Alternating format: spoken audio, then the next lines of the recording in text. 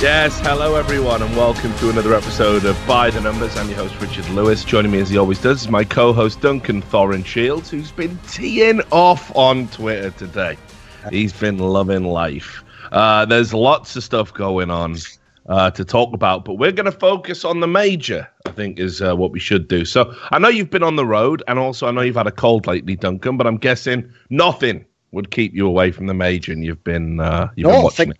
I think the only day I missed was the first day. I think was the day I was actually travelling. But aside from that, saw most of the games. I mean, I'm not, as always, if I'm not at an event, I'm not watching like fucking Space Soldiers play some fucking Asian team for obvious reasons. But I watch the big games. The big games. They're all big. It's a major, Duncan. Well, I mean, what's hilarious is I actually saw some like pretty big people in esports. Like, the major starts tomorrow. It's like, have you been following any of this? Are you aware that the major started like a week ago? You know. Yeah, it does make you sad, doesn't it? That we've got this revamped challenge stage. Here's the thing. Just to start at that for a starting point. Obviously, a lot of people were sort of saying, you know, oh, this is like it's just labeling, it's just branding. It's still the major is still effectively the same. Yeah. I don't know. It did have a different vibe to it. This one, with it being the challenger stage, like it felt like the players were kind of a bit more, you know, into it, the idea of it being a major. You know, they carried themselves a little bit differently.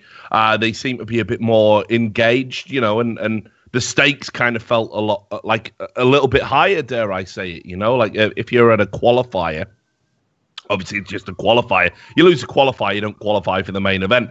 But if you're at the main event and even you just give it this like new name and stuff, but because you've got these stickers in the game, you're part of the pick'ems. Yeah. I don't know, like players were talking a lot about that, and it was just an interesting perspective on it. So, like, I mean, listen, I get it's just a branding thing, you know, but it did seem to make a difference to the players in but that's the thing, and stuff like that. I think you could even say, looking at the feedback from people, almost objectively, it wasn't just branding. Like, to me, it's just branding. You've just taken the major qualifier and you've just said that's week one of the major. So here's the thing. In my brain, I could even use that logic. Like, okay, here's the way we make it still matter. Now it's about top 16s at majors instead of just being at the major. You know, that's a way I could like sort of counter brand the fact that I don't think, for example, just winning the Asia Minor should put you in the major. But the problem with that is I'm in the vast minority who think that way, Rich. As far as I can tell, pro players, none of them seem to react with the same, like, just despair that they used to have when they didn't make the major. Like, think about those Immortals guys who used to fail every major qualifier. Cloud9's failed all of them with, like, the Stewie 2K era, from what I remember. When these teams used to fail the major, or maybe they made the last one, when they used to fail them, they used to look so fucking depressed. Right? Yes, teams looked sad to go out of this tournament. But what happened was, I really think even the teams that went out in their brain were like, right, well, I was at the tournament, though. I was at the major, and yeah, I just played badly in the major, but I was in the major, and if I did a bit better, I'd have gone on. It was different. I feel as though they did think it was different. And definitely, I can tell you for a fact, Rich, I've got thousands of tweets to prove that people consider this to be the major for all the CIS and Asian teams. Like, oh, absolutely. Mate, no joke. I had people literally bombarding me like, oh, Quantum Bellator Fire has beaten Evanga. So much for what you said about the CIS minor. And I'm like, what? But I don't understand, though. Like, what does that prove, though? Yeah, but look, in the mid, like, just doesn't even make sense, does it? On no level does it make sense. I love the way as well, by the way. Literally, world champions can just talk about, this isn't even a real major. I can make a video with some of the most reasonable points from every angle, including the ones I don't necessarily agree with, about what we can do with minors. And I'm considered a hater for suggesting that maybe teams that would never make it through a major qualifier shouldn't automatically qualify. And remember, Rich, what's the counter to that? Yeah, but they would qualify anyway. That's why they don't need to go to the qualifier. It's like people are trying to give me brain cancer through text or something. You can't do it, but you're doing a good chance. Maybe if you make a certain part of my brain fire a chemical off enough, I'll just get cancer. Maybe that's your fucking goal. You might do it. I might get Roy Castle. The brain's already swelling. Yeah, I'm going to end up like the Roy Castle, but of reading tweets. Like, oh, man. Well, I'm in a good mood. Yeah, I could tell, mate. I could tell. Fresh from a cold and straight into this. No, but here's the thing. You're definitely right about that. I mean, look, and I understand it. This is one of the things that's actually sort of actively encouraged by the system as it stands now, and that is that almost, again, regional pride, right? Because we've done we've said, listen, it's okay if a team like NIP misses the major if we have more CIS representation. Yes. You know, that's tacit. I've said this a lot. You know, I respect your school of thought and people like Lopez's school of thought, where it's like we should just have, you know, the 24 best teams there, 1 to 24. That would be a better event. But once you add regionality to the mix, which is probably the way I would want to go, so we can expand into emerging markets, you're basically saying, well, it isn't a meritocracy, actually. We're going to sacrifice a little bit of meritocracy so we can get a Chinese team there, so we can get more Russian and Kazakhstani teams there. And that's kind of analogous to, like I say, like the World Cup in football, where, you don't get the top 24 or 32 in a World Cup. You don't get the top 32 teams there because you have regions. You get the best teams from each region. So obviously, once you do that as well, all the fans are all jacked up on the idea that the teams that come from that region are indeed representing them. It's almost like a national thing at that point, you know. And we saw this with like how Luminosity represent Brazil, and now all of a sudden, you know, you got guys like Vegas Squadron in the mix, and you know what it's like. Fan bases get very impassioned about certain things. You know, Space Soldiers are the Turkish representatives. You know, we've never really had, we flat out, we haven't had a Turkish representative in a major before. So I think all of these things are good because it pushes CS into markets and fan bases that it wasn't in there ordinarily. But it does come at the cost of you getting brain cancer, evidently. So for me, plus we've just created, unfortunately, we've, as a result, created an entirely unfair system where there is an ELO hell if you're a European team that cannot exist if you are from Asia or CIS. It just cannot. Like, what's the joke, right, is I've always said this. I agree that the CIS minor should exist in theory, because I actually don't really like the idea of sort of changing majors and number of slots for the major based on how well specific teams do, because it doesn't make any sense. Like, an obvious example is Virtus Pro. What, so if Virtus Pro wins the major, what, we have 3 Polish teams in now? Wouldn't make any sense, would it? So to me, the way that you keep it sort of fair is you say to yourself, well, we already know there's at least like a few top teams from CIS that might have to go back to that minor one day. So we make it reasonable by keeping it around in case, you know what, Na'Vi and Gambit do go down there, because every team doesn't stay on top forever. But the problem I have with that logic is that it just seems really unfair at the moment in terms of like the European teams, because they're the ones where we are like capping what they can basically accomplish, because they go there's so many of them, they go even beyond the minor. They start playing fucking 2 or 3 online qualifiers to get to a minor. So suddenly, if you drop far enough, it's not even about how good you are anymore. You have to go through this mad gauntlet of online games that no one else has to, as far as I'm aware. Like in Asia, I don't think you have to do any of that shit. No, you don't. And again, I think the qualifier system definitely needs some work. When they announced the minors, I really liked the idea of the minors, and obviously was always happy to work for minors. What I don't get is, I even thought, because it's Valve who does Dota, that they'd do something like this. The most obvious solution to me that I think would literally solve 99% of complaints is get rid of all legend spots and make those spots invite spots. Because guess what? If let's imagine, right? Okay, we know NIP wasn't at the last major and didn't qualify for this one, right? I don't know that their results, like winning Auckland alone, would have been enough to necessarily make them like top 8 or something. It's very debatable, you know. You'd have to look at what span of time you'd be going over, but they'd at least have a shot at it, right? Or they'd at least get invited to the minor just outright, you know, as like a fucking seed or something, you know, and then they'd see how they'd do that. And they'd still have to make it through the minor. You don't just give them a boost to the top for no reason. But I feel as though the current system is stupid because we've got the worst of all worlds. We've got open qualification and an utterly broken, like, old seeding system where we all know it's a joke that 100 Thieves didn't play a game of Counter-Strike in about 3 months and automatically are in the top 16. Why is that fair? Yeah. Why do people use the word fair if they're going to count that system as okay, you know? Yeah. We all know how that worked out, so we can segue. We can't rely on people to threaten to murder people online to fix the fucking seeding system, can we? I can't just go to Gambit like, you haven't even got Zeus anymore, Hobbit. Don't you think that fucking Swedish guy should jump off a cliff or something? Go on, say it. So basically, you want a Black Mirror episode where I go around, drug all these fuckers, go on their Twitter, and just as a one-man army, I'm the commissioner. I go around and fix the seeding one fucking scandal at a time. The perfect man for the job, some would say. But let's talk about the 100 Thieves thing. I mean, oh, God. I'm going to have to talk out of school, probably. So after all of the fucking nonsense, like, think about it. The cataclysmic schism that has been driven through this major just because 3 players wanted to play with each other at the expense of anything else. All right, and also, perhaps more importantly, because they didn't want to uphold a set of professional standards invoked by their employers, by the organization that paid them. That's effectively what this boils down to. Those 3 players wanted to play together, even to a point where when one was suspended for negative behavior, they were refusing to play in online games for the organization while still being salaried. I've never seen anything like this. So, as a result of that desire, it's fucked 2 players out of appearing at the major.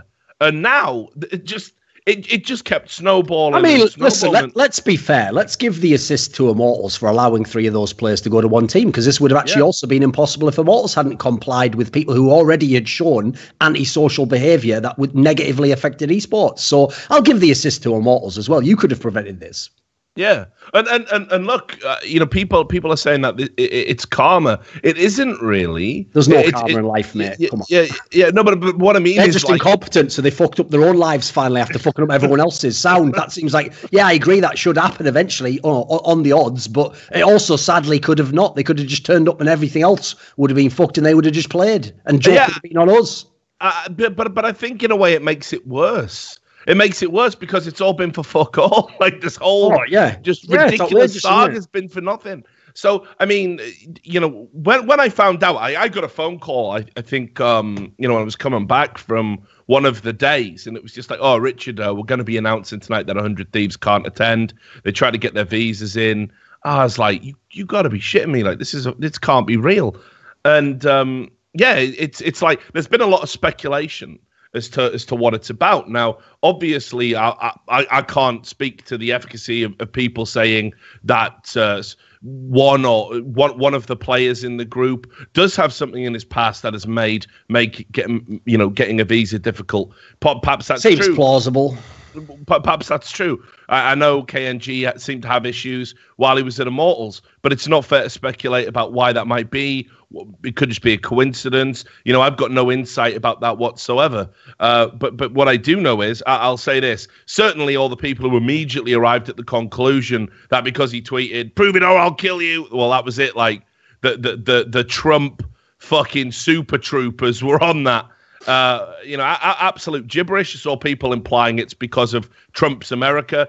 No laws have changed unless you're from those 7 countries or 9 countries or whatever it was. It's been the same pretty much since 2010. For everybody that wants that would be the ultimate iniquity, Rich, is if after all this, right, the way the saga ended was one of those guys just tweeted at real Donald Trump on Twitter like, is it because we is Brazilian? Yeah. I'd be out at that point. I think I'd just lose it. That might be where I'd be like, yep, it's there. The tumor's there. Yeah.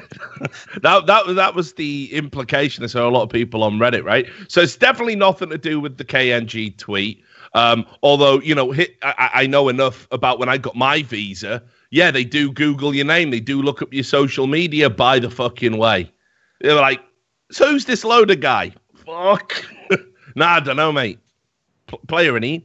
So, I went through that, right? So maybe it came up, but I know for a fucking fact.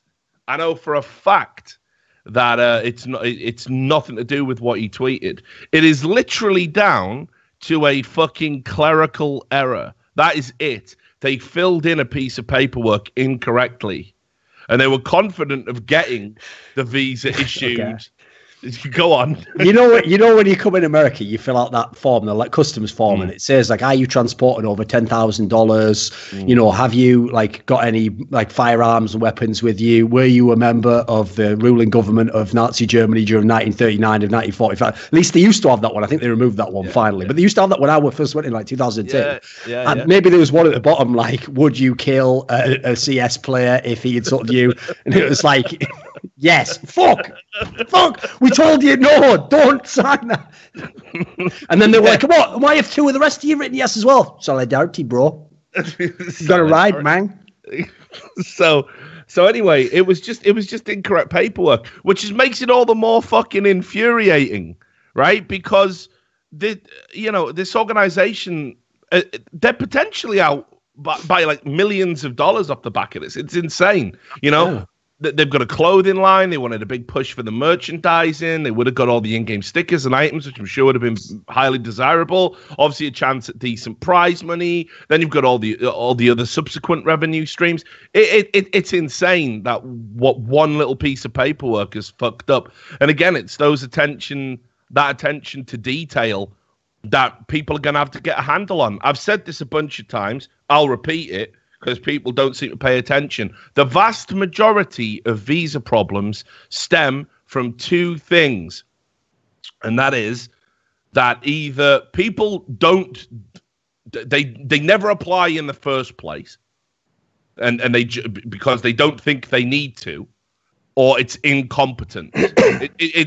That's 99% of them, right? Like, keep in mind, all the weird countries, like just as a very small caveat, I know, like, for example, I think it's China and Russia are the two where it's very famous that sometimes just corruption on a local level means you don't get it for some bizarre reason, I'll add that caveat in. Yeah, sure. That might, but I would put that in the other 1%. The vast majority, comes down to, I mean, like, look, if the federal government ever wants to investigate the League of Legends scene and see how for years Riot was basically encouraging professional players coming into the country on tourist visas and playing with and earning money while they were out there. But hey, they're a contractor and maybe it's not our problem or whatever.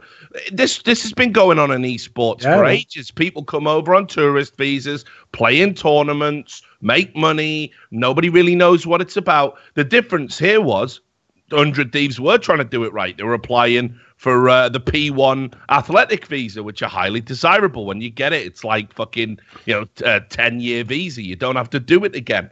But the other thing is just incompetence. Like, people don't know what the fuck they're doing. They don't do it in time. They fill in the wrong paper. It is also very complicated, I have to say. Like, I had to ask so many. I'm obviously a native English speaker. I had to ask so many questions about some of them because, some of them will be like asking you something where the wording, you don't really necessarily understand what do they mean by that wording. So here's the thing. I would hope in this scenario, 100 Thieves had like actual people doing this for the players. But even so, you could very easily fuck it up. I've no doubt. Yeah, that's what they said. They said they worked with some of the best immigration lawyers, which also makes me think, why would you need to work with the best? Is there a problem? That is a bit dodgy, yes. In someone's past that you need to resolve. But the bottom line is, it's still pretty sweet. You don't hire Johnny Cochran if you're just innocent as fuck, do you? Like, you don't bring in, here's Johnny. Yeah, KNG putting on some gloves, like, you know what I mean? Yeah. So I need KNG to tweet out, prove it all, kill you. Look, he couldn't even get the keys in the right order. Your Honor. I'm looking forward to KNG's book. If I did kill FNS, I can't wait for that. So anyway, so look, the whole thing for me was a farce. I was like gutted when they weren't going to be there, because even though it gave a chance for another team to go through, which obviously we'll come to, it's like just one thing after another. I even saw pro players as well going, oh, well, this major's a complete write-off now. Like, how's that anything? Do you know what I mean? Like, yeah, E-League have done it. Like, guys, like, really? Yeah, like, that is so beyond our control. It blows my mind that we could even be in the firing line for that. So, yeah, crazy shit. I mean, like, They when they do finally come out after, what I'm sure has been 3 months of really hard work, and definitely not just like, hey, Neymar, can we come round your house to play again? Right? I'm sure they've been working really hard and not partying all the time. When they do finally come out, they better hit the fucking ground running, or 100 Thieves start wondering whether they picked up a fucking lemon. You know what I mean? Oh, and God forbid you ever need to make a roster move in a team where 4 of the players now have to play together. Yeah. I guess that bit guy, he may as well have that fucking one of those bindles just ready to go. Like, fucking, like, I bet at the end of, like, week 1, it's going to be like the end of every episode of the fucking Incredible Hulk. Just him walking down a road looking for a new team. I was going to go with a Star Trek red shirt, but that's just Okay. as good. It wasn't bad.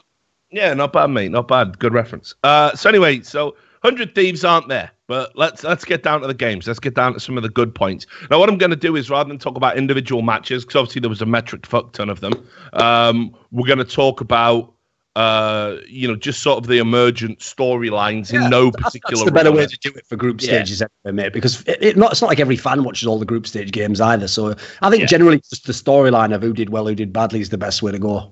Right, so I'm just going to work up a list of teams and stories and stuff here. So I guess we'll start by talking about Vegas Squadron. As you already said, you got a lot of tweets about them.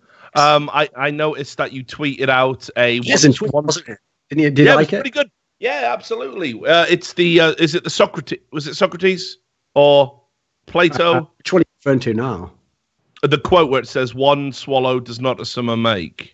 I think it is some Greek person, though, yes. Yeah, one of them. Well, anyway, you tweeted that off the back of Vegas Squadron, and their run through the group stages was pretty fucking wild. Like beating Renegades, I'd say that's always viable. We'll talk about Renegades in a little bit. It was 16-14. It was super close. It was on Mirage, which seems to be honestly the most open map we've got right now in Counter-Strike, and people are going towards it over speciality maps for that reason in these best of ones. Then, obviously, the big story is that they beat FaZe, and they didn't just beat them on Inferno, which is meant to be one of FaZe's better maps. They absolutely crushed them. I mean, they did a number. They read them like a book. We brought it up on the broadcast how, like, Carrigan was saying prior to this, he goes, "I just don't want to play Vegas Squadron." He says, "I don't care how the group stages go. Don't want to play Vegas Squadron. We practice against them. They beat us all the time." Sure. And it was one of those, we can't read them because they play this like stupid aggressive style. Yes. It was one of those criticisms. Which you would think would work against FaZe. That gives you a chance, right? So you got a puncher's chance at least. Yeah. And then they lost in overtime against G2 on Overpass.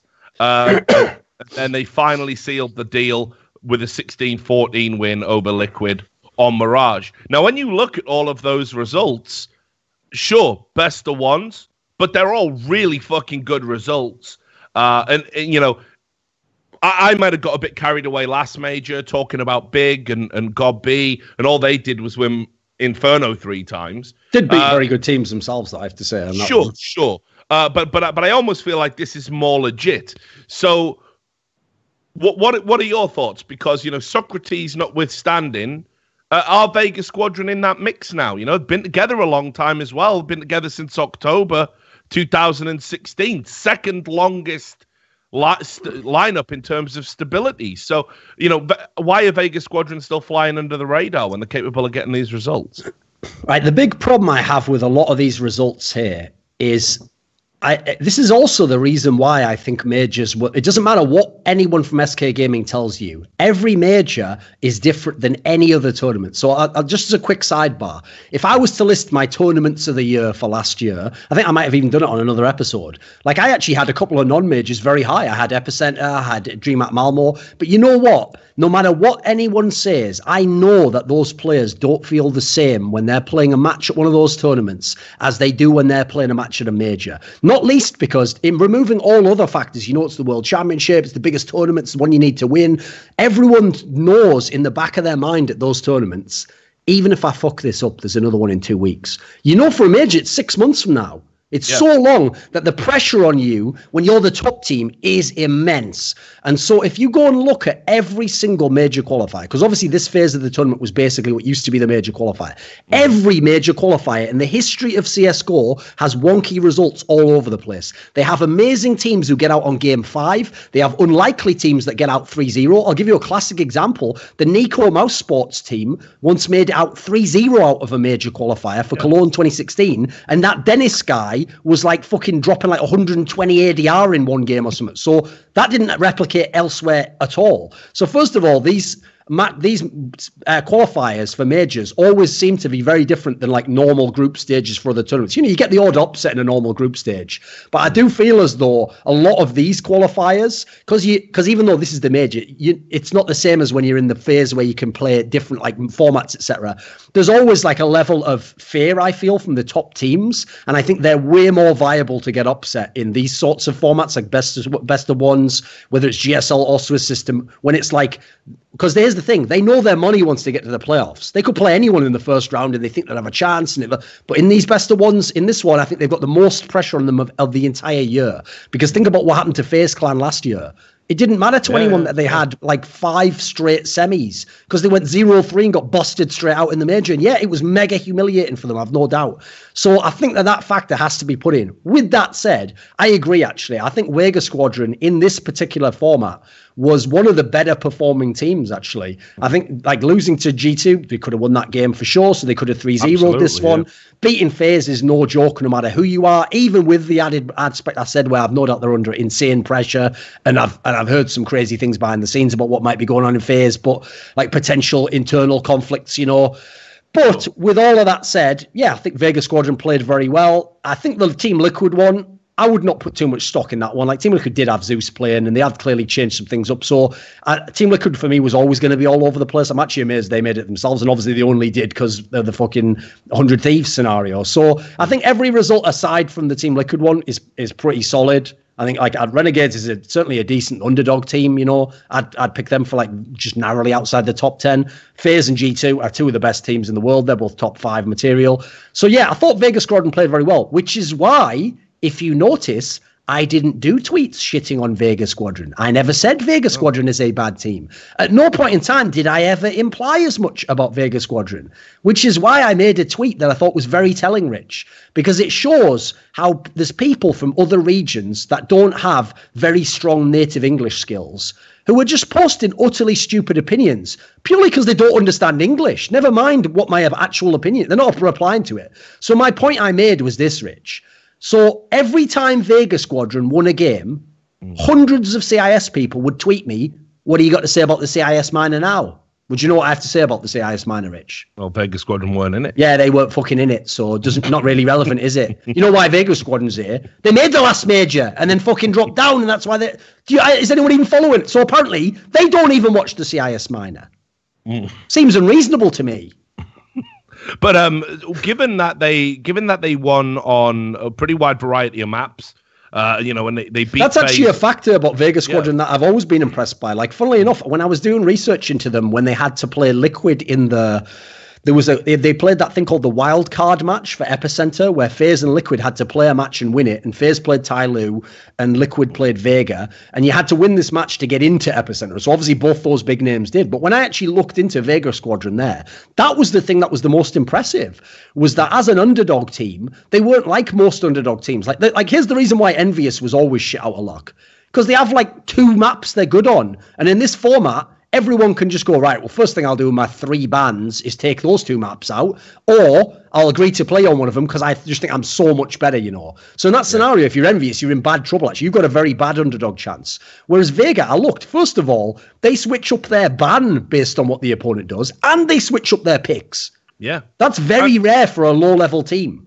And like, if you look at it, the matchups they got, Renegades, they pick Mirage. It's in their top 2 I would say top 2 maps that Vega played and beat them on it.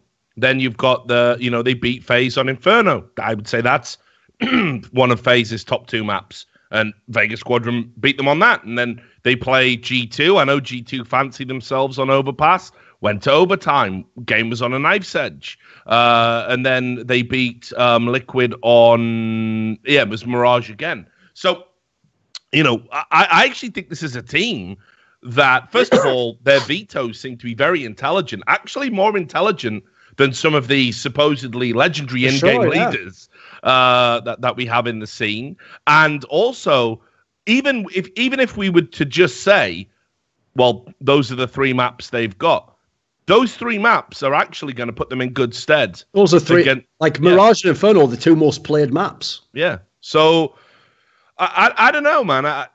Maybe this is sort of like where the Vega Squadron story ends, and they're going to get found out. Like I would assume so. Sadly. Yeah, but fuck it. I don't know. They earned their spot, and they're a team that I hope people will start paying a bit more attention to, pundits and everyone else included. Here's the problem with this scenario, Rich. It is the big example you gave last major is a great example, because taking aside the bug aspect, which I actually do think, like, here's the thing. Some of those games might have been more in question, but overall, they did win the games convincingly enough that I just say they still win the games, whatever, right? So you give them those wins.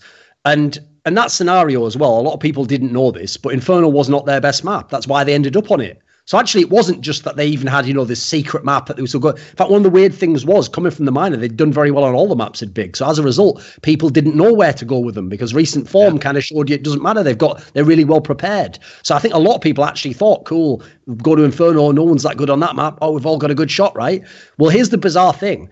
People don't seem to understand that, yes, Big could have played on that day like a top 8 team and made it to the playoffs, and then come to the playoffs and proven not to be a top 8 team. These are not mutually exclusive scenarios. So likewise, Vega Squadron was probably like a top 4 team at this qualifier part, well, the first phase, the new challenger stage, I believe it's called.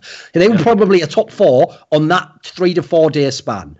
But will they be a top 4 team when we go to the next phase? I mean, first of all, already wouldn't make sense to say that anyway, because the Legends teams are getting added in. So let's say instead, will they be a top 8 team? I'd say probably not. I'd say they probably had their best form here. I'd say now they've given people a primer for what maps they're good on. Now people will have a sense for their style. I think it's also worth adding in as well that if you look at the teams that were in the new challenger stage, almost all the teams in the new challenger stage were actually teams that either play like Super Aggro, 4 Spies, something like G2, FaZe, or just have loads of skilled players, Cloud9, Mouse Sports. Navi's obviously just a mess, right? Well, then you go to the Legends stage. If they're going to keep playing this aggro style, tell you the teams they don't want to play against. They don't want to play against Astralis. They don't want to play against North. They don't want to play against SK Gaming. These are the teams that will punish the fuck out of that style that is working against FaZe, because FaZe are used to being the bullies in that sense, It's like if you're someone in MMA who's a wrestler and the other guy comes out and he's just bullying you all over the cage and he's wrestling you down.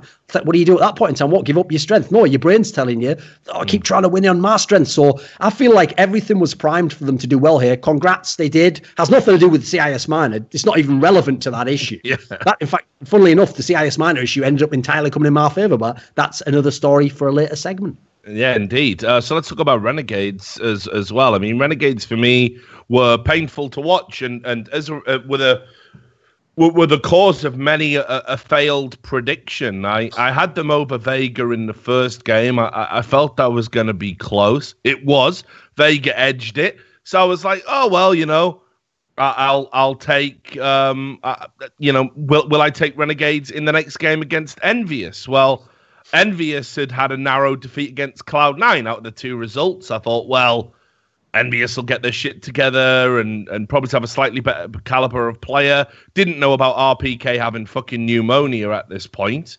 Well, the way that's never factored into anyone's predictions either. You just got the prediction wrong. I mean, I actually told a story on a video, it hasn't come out yet, with Lurpis, where I always try to actually ignore stuff I hear behind the scenes. So if I hear something like that, like, oh, someone's feeling a bit ill, or even worse, oh, they've lost in scrims, I normally try to ignore it because I think, well, the viewer can't know that either. So I'll just go with what's publicly known and I do my prediction. But there was actually a famous example in the past that no one's going to know, sadly, because it's behind the scenes, where a player literally had fucked his hand up.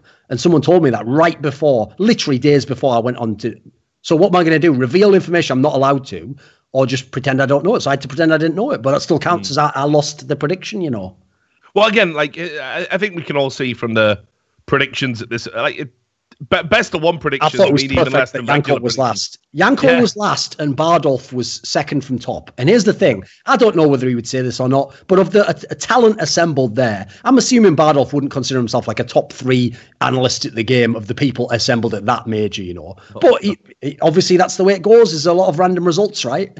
Yeah, exactly. That's the nature of the beast. So anyway, Renegades comfortably beat Envious. Definitely going to talk a lot about Envious in a moment. So I was like, all right, good. Renegades have finally arrived. This is the Renegades we all know and love.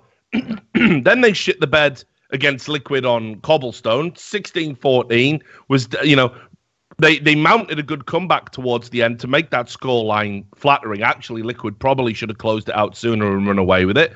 And then you're like, okay, well, they're playing Sprout. Well, fine, Renegades will win that. You can't back Dennis and Spiddy on LAN. You just can't do it. So Renegades did win, and then as a result of all the other nonsense that went on, they did get some extra games, but they lost to Mouse Sports. I mean, they got beasted by Mouse Sports in the last game, and then and this is the killer. When we get into that qualifier that was created by the lack of 100 Thieves, Renegades are up against the Vanguard. You're like, okay, well, do yourselves a favor here, lads. Vanguard have been good, but they're not that good. No, this is outrageous, mate. Yeah, and then to lose 16-10 on fucking Mirage, no less. I mean, look, love the guys from Renegades, but I'm really struggling to understand a few things about the team. So first of all, we've already brought up in the past, you're the Detroit Renegades, yet you go through the Asian qualifier. If that is your sole justification for holding on to these Australian players, I think that is a very bad and almost cynical move. Now, I don't want to come out here and shit on the Australian guys, but I said it on the major broadcast and actually got some PMs from people about it. I'll stand by it. I'll repeat it here.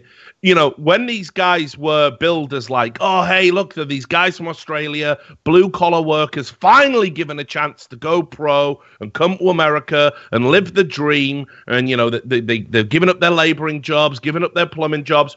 That made sense. That was 2 fucking years ago. You're an American pro now. There's an expectation. There's a standard you should be meeting. And I'm sorry. I like all the guys, but I'm still struggling to sort of figure out. First of all, JKS, he's fallen off a cliff. I don't know what the fuck is going on with his form. There was a period where he was like Mr. Reliable, the clutch master.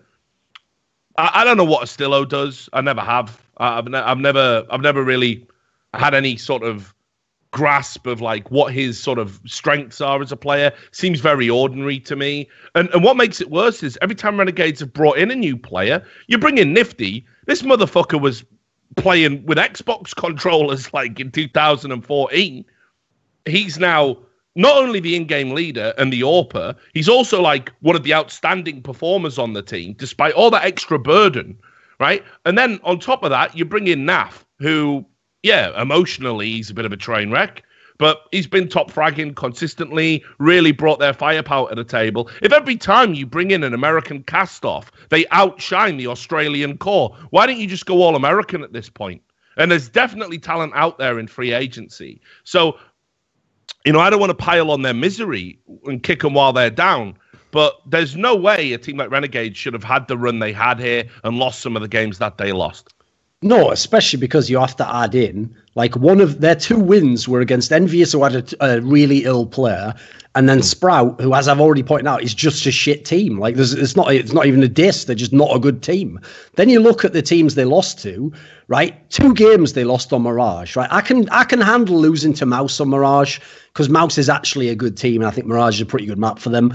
But losing to Vega Squadron on Mirage, Renegades are supposed to get that. Mirage is actually one of their best maps. That was one of the ones that they like beat Virtus Pro, and that would have won that Star Ladder tournament. Then you add in, they went 1-1 on Cobblestone. They won the Sprout game. They lost the Team Liquid game. Again, Team Liquid is playing with their fucking coach, who, yes, was a pro player a year ago, a really, really bad one, because he's an amazing coach.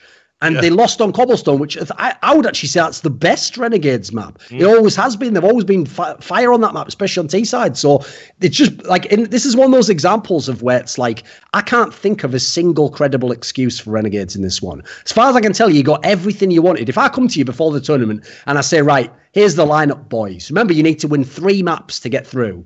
You get to play Vega Squadron. Envious has got their best player ill. Team Liquid's got their coach instead of one of their players. You play Sprout. Yeah, you have to play a Mouse, but that's one of the 5. And here's the good news. I'm giving you Cobble twice and Mirage twice. If you're not making it through now, you fucked it up. Like, again, in the same sense as it doesn't make Vega Squadron amazing because they made it out, it doesn't make Renegade shit, but this is one of their worst performances of the whole fucking year. Oh, well, I guess that doesn't make sense. It's 2018, but in a long time, put it that way. Like they were always at least like looking decent, even if they didn't go well. No, but that was the thing.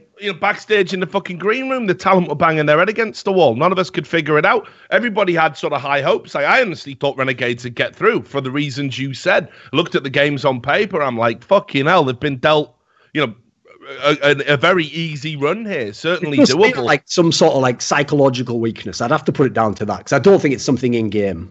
Yeah, I mean, well, form wise, as I said, I mean, I don't know what happened at JKS this event. Azza was up to Azza standard. Astillo, is Astillo. Nifty, all right, he wasn't amazing at this event, but he had some good moments. But I don't know what was going on. I don't know if there was something under the scenes. I saw a couple of games where Naf looked to be getting stressed out. So maybe there is something there. But ultimately, I think, like I said, I've met Jonas before, the team owner. I think at this stage, and I keep saying it, there's American talent out there that deserves to be on a good team, on a good organization. And I don't want to send anyone packing back to Australia, but it's a results-driven business. And let's add this in as well. Now it's not even like I understood before why they never changed the majority players because that CIS, the Asia minor spot was important. They might have never made it out of an NA one. Mate, if they make one player change and it's a good one, they'll make it out of the NA minor. I'm confident of it. Yeah, no doubt. I already think they could probably do it with the line they've got now. Obviously, they wouldn't play it because they've got 3 Australians, but I think they're already good enough. And I guess we can segue while we're talking about a team that maybe needs to think about making a roster change. We can probably bring up Misfits. Now, Misfits for me were a crippling disappointment at this. They started out really well. They absolutely demolished Flipside, which when you think about it, this was actually an interesting game. Flipside have always had this miracle run of getting to majors. Got Blade, super methodical style, supposedly a legendary in-game leader. Sean Gez, another great in-game leader. Misfits, these upstarts finally got here. What's going to happen? So when Misfits came out strong and 16 forward Flipside, I was like, this is good. This is a great sign. Like you can put the house on Misfits to probably get through now as a statement of intent. I didn't realize it was because Flipside are utterly fucking awful, which we'll get into. But Misfits then after that got mauled by G2. Fair enough. That can happen to anybody. Then the loss against Space Soldiers. And an interesting bit of information. I know Sean would never say this because he doesn't make excuses. I was talking to Sean backstage. He suddenly got really nauseous and sick before the game started and was actually ill before that match started. Said he was a little bit shaky when they went into the veto. Thinks it was maybe a mistake that they ended up on train, and he takes full responsibility for that loss. He said that's all on me. Wouldn't have it on the players.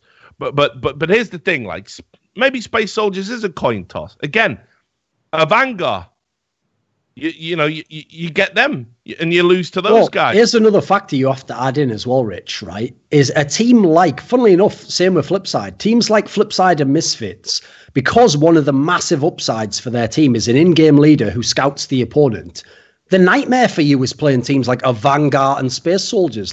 Remember, Misfits is from NA. They don't play Space Soldiers, even though the other teams get to prack them in Europe. They have no clue who a Vanguard are because logically they'd be at the bottom of your list when you're prepping for the other teams. So if anything, you're actually primed. If those players just play well in the game, you're not going to have a good read on them, I don't think, unfortunately. No, absolutely. And I guess when you're someone like Sean Gez who likes to put the prep in and do the homework, you're always going to be scrambling to watch yesterday's game and then and then maybe that affects the veto because you want to get them on the map you've anti-stratted them for, even though it's their stronger map. Does create this situation. But ultimately, there's no doubt in my mind that Misfits, first of all, were disappointing here. And it probably was compounded by this very strange situation where less than an hour after they're out of the tournament, they're announcing, our contracts have expired, guys, and we're exploring our options. That also looks like that might be a psychological factor, right? Yeah. Well, it happened that TSM, you play for your career. Yeah. Happened with TSM, if you remember, where, at Cluj-Napoca, they had a great chance of winning that event. the team that went on to be Astralis. But Reginald, who has mismanaged Counter-Strike from fucking, the moment he got involved in it, he had an argument with the coach, Freddie Biskov, before they went there, and the players were basically paying Freddie's salary out of their own pocket at Cluj. And it's like, well, you couldn't have disrupted your fucking team more before a big tournament. And ultimately, I get, like, if your contracts just naturally expire, it's weird. But they were so quick to announce it. It was obviously very clear to me they were told going in, unless you win the whole fucking thing, you're not getting re-signed. This reminds me of, if you remember, it was one of the last events you did before you went to E-League, when we did that CVOR finals with Gfinity, where what happened was, behind the scenes, SK used to have that Danish team, you might remember. Yeah. And by the way, the timing of this is fucking amazing, because I think that event was in like April of 2016. So remember that date, April 2016. Now, obviously, a couple of months later, you all know SK Gaming had a Brazilian team. But this is what's brilliant. That Danish team was supposed to be basically getting let go of, I think, right after that event. But because they made the final, cynically, SK just signed them instantly to new contracts, and then magically, of course, transported them out of those contracts later on, because all things are possible through the power of fucking Weta, I assume. So, it's like... orgs can be actually pretty cynical like that. They might just literally tell you, by the way, your contract is up after this major. So, if you do well, we'd love to negotiate. But they might not even say the next part of the sentence, but you know what the implication is. You do shit, maybe I just get someone new. Yeah. Which, by the way, is no way to motivate anyone, especially like young players and fucking guys. Remember, these French guys have never been to a major qualifier. Forget anything else. The other one's sick, etc. They're still very young. He's still very young in his career. You definitely don't want to put mental pressure on a team like that. Well, not only that, you've got the guy who's holding it all together, Sean, right? The guy who literally is the glue that's making this all work. The guy who scouted the players, built up the players, does the playbook, does the in-game leading, great captain off the server as well. He's fucking old. He's been saying for ages that it's really hard to stay motivated doing this. It's really hard to stay motivated doing this. Maybe I want to explore the opportunities outside of playing. Maybe I want to be a broadcaster now. Maybe I want to be a team owner now, a team coach now. Something that helps me get my work-life balance in check as I get a little bit older. And you're going to say to him before he goes in, keep the lads' chins up, but you know how it is. If you don't fucking get through, fuck that. It's so ridiculous. And it ties in with what we were saying as well on the podcast before, because we revealed a bunch of shit on this podcast, and people aren't paying attention. We dropped the Facebook thing in one episode. I'm pretty sure I remember that. I told you that was coming. I believe I said, what if ESL were to sign with Facebook? Wink, wink, wink, because none about that for 2 months. And then we've also dropped in the Immortals buying MIBR and signing the SK Gaming team. All seems to still be going ahead. This podcast is straight fire if you want. It's mental, isn't it? Yeah, if you want to know what's going on. And all the clues are there. You don't need to be fucking True Detective, you know what I mean? It's just, it is there for you. But here's another thing we brought up, that there were some organizations that were thinking about dropping Counter-Strike because they didn't see the profitability in it anymore at a time when it's like, we can get VC to go into the OWL because everyone's been duped thinking that's going to be good. If you can raise 20 mil to buy into the OWL for your organization, you probably do drop a Counter-Strike team. And I know teams like Misfits, the managers and stuff behind it have all been beating their chest and talking about how great the Overwatch League is. Like a lot of people hoping to make money out of it. They just ignore very obvious and observable facts about the model. So yeah, I got to say, I think there is going to be a few other NA organizations like that. I think Misfit's going to be part of a trend, along with the CLGs. All these organizations that haven't really succeeded in the space are probably going to leave Counter-Strike behind, honestly. Makes perfect sense, because as you said, they are a team, they are a squad, an org rather, that has an Overwatch League team, and they have an ULCS League of Legends team. So they've already got massive investments elsewhere, which quite frankly at the moment, this is one of the things that I try to bring it up as often as I can. Counter-Strike is the worst game to be in as an org. It is the most money to pay for the least possible return on investment, while essentially getting little to no foothold in the industry. Your only foothold is if you have a really godlike team, you're probably getting all the majors. That's it. So maybe you're guaranteed the next major. That is it, though.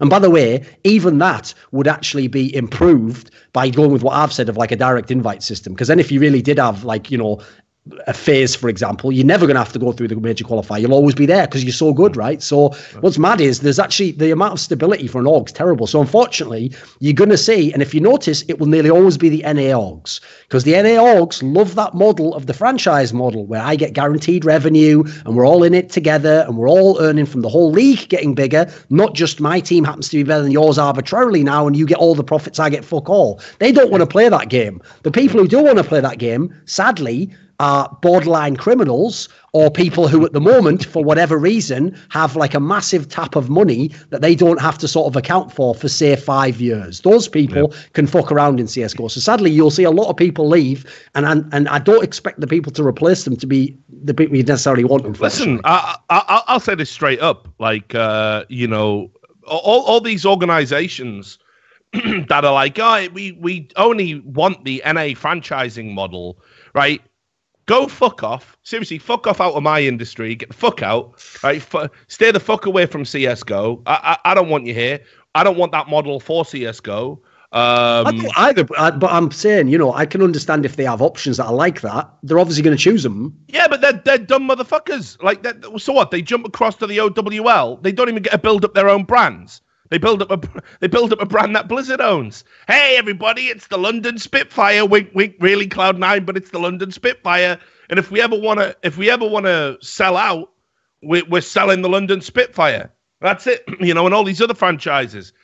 You know, we're building up a brand for somebody else to get rich off. You know, sure, you get a profit share. Look, I've sat down with some of these NA motherfuckers. It's like they've got no pride anymore. They don't want to build anything. All they care about is running a profitable business now. They don't care about building an organization. Sure. They don't care what name it is. In fact, I've talked to a ton of owners who say the future is to own because obviously in NA, no one cares about conflict of interest. No one cares about conflict of interest. It's they don't anywhere in the world, man. Yeah. It's just esports, isn't it? It's one big ball of conflict of interest designed to make money. And I'll give them credit though. At least NA says, you know, we're not going to allow conflict of interest, and then they get around it. In the other regions, all they do is like, what about conflict of? Yeah. He's slumped. He's out. Anyone else got any questions? Yeah. Why is the glorious leader so good? It's really bad, mate. So it's like, you know, look, I talked to a couple of owners who said the future is going to be owning just multiple brands, all under one company umbrella. And why is this like some mad Black Mirror episode? No, this is what it is. Where someone's hobby just gets fucked by international scumbags. No, this is, and they all think this is a great idea, and they're like, right now, you know, there's no point in having a brand in CS:GO. They don't want to build up one big brand for themselves anymore. No. Now that the VC money tap's been turned on, and obviously is going to last forever, just like every other time the tap's been turned on, you know, why not own multiple teams? Why not own multiple brands in multiple games in multiple spaces? Sometimes even overlapping. It's totally okay to own a brand that competes with another brand. That way, you know, it's like being Logan and Jake Paul, isn't it? Just two cunts, just fucking battling away for each other, trying to sell the most merchandise. Either way, it's all going into the Paul family pocket. That's pretty much what esports going to look like. Are you a Logan Paul or a Jake Paul?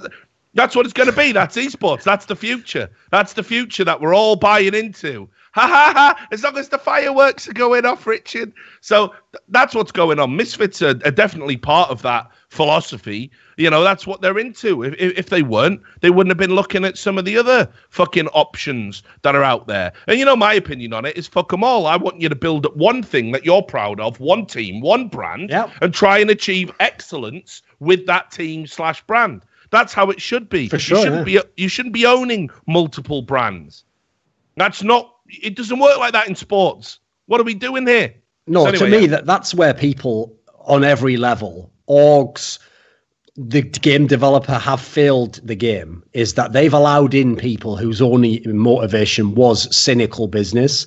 They didn't get in the people who basically want to have an esports team and then want to make it profitable in that order. Because they're the people that I feel very sorry for when they can't make a profit and they're getting fucked. And by the way, part of why they're getting fucked is these people who are coming in who are inflating the whole market. Yeah, of course. You know, that was why I was super used to be able to run it as a business. That was why I was super happy when Jason Lake finally got to sell Complexity to one of these big hogs. That motherfucker to the complexity of the NFL. That motherfucker's hung in there for dear life. You gotta respect his hustle, man. He'd been pouring money into that bottomless pit for God knows how many years. You know, survived through bubbles, all this mad stuff. I was going to write an article about it. I just haven't had time. I will do one day. Because out of all the sales I've seen, I've been like, thank fuck. You know, like at least one guy from the good old fucking days.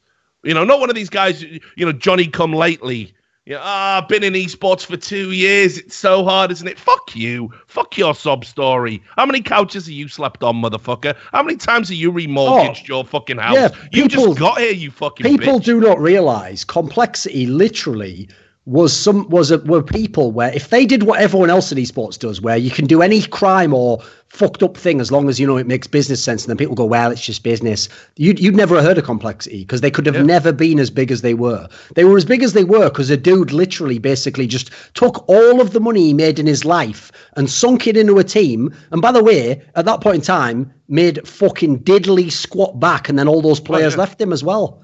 Yeah. He was just in the doldrums, like fucked at that point, you know. Yeah, getting full shanked by fucking the Evil Genius crew. It's mad, isn't it? He was one of the first victims, Yeah, the rise of Alex Garfield. That was the fucking... Yeah, the mastermind. The first murder. Bond villain. That's like when you go back in some serial killer, you got to find the first victim to find the pattern, you know. There we go. So anyway, don't mention his name too many times. He might come back or something. I know, it's like fucking Candyman, you know. So anyway, so Misfits are out. Lots of talk about where those three are going to end up. It did seem to be intimated, bizarrely, that maybe the three Americans wouldn't be playing with the French guys anymore. I think that's a shame because those French guys have shown that they are international caliber. There are some rumors behind the scenes that there will be another French shuffle. Now, whether this will involve all the G2 players, I cannot speak to, because obviously they are not going to publicly or even privately really say a whole lot, because they're playing a fucking major right now. And by the way, they have a chance to win it. So right now you don't fuck with any of that. But all you need to know is the way you know when there's a French shuffle coming is obviously back in the day when there was only two teams, you just had to know one of the teams was thinking about it, because then logically where they're getting the players. The key now is it is the teams below the top, that the G2 teams that are the ones that have very interesting tweets and that seem, some of them a lot happier about shit results and being on a bad team. Some of them a lot more depressed about bad results when they're on a good team. These are the way you know that shit's going down, and basically shit is going down 100%. All you need to know is I might be coming out of this fucking laughing. Yeah, I know. That's a spoiler. That's a little Easter egg right there, boys. That's all you need to know. Yeah. Existence might well be involved. Plus, as well, Rat King Smoothie has been tweeting about how Ziwoo's got a new team and all that. Like, you know what I mean? Hangs out with him. I'm sure Ziwoo told him something in confidence. Straight to Twitter. Yeah, maybe I'll get an extra 10 followers off this. What a rat. Anyway, so that's the story of Misfits. We'll see what happens there. Rat King Smooth. Right. Let's talk about Flipside. Fucking god awful. I was so right. And I couldn't be happier. I'm not going to watch them anymore. Let me tell you how I feel about Flipside. I don't know how you feel about Flipside. This is how I feel about Flipside. I think Blade has one of the worst styles of terrorist side ever in the game. It's like watching cunts play MR12. Right, we sit in spawn for a minute, lads, and then we set up for it's so slow, it's so boring. It might be tactical, it might be great for the purists. He might be a great in-game leader, but it's absolute cancer to watch. So when they got bodied by Misfits, wrecked by Liquid, and then smashed by a Vanguard, I was like, this is brilliant. Now, first point is, they're just awful, aren't they? I mean, they are just an awful team now. They sold their best player, and it sort of validates a lot of what people were saying about how Electronic was kind of carrying them. But here's what I didn't like, all right? And you can give me your thoughts on this. again, like seconds after they've gone out. I assume Flipside has fans, like most organizations, right?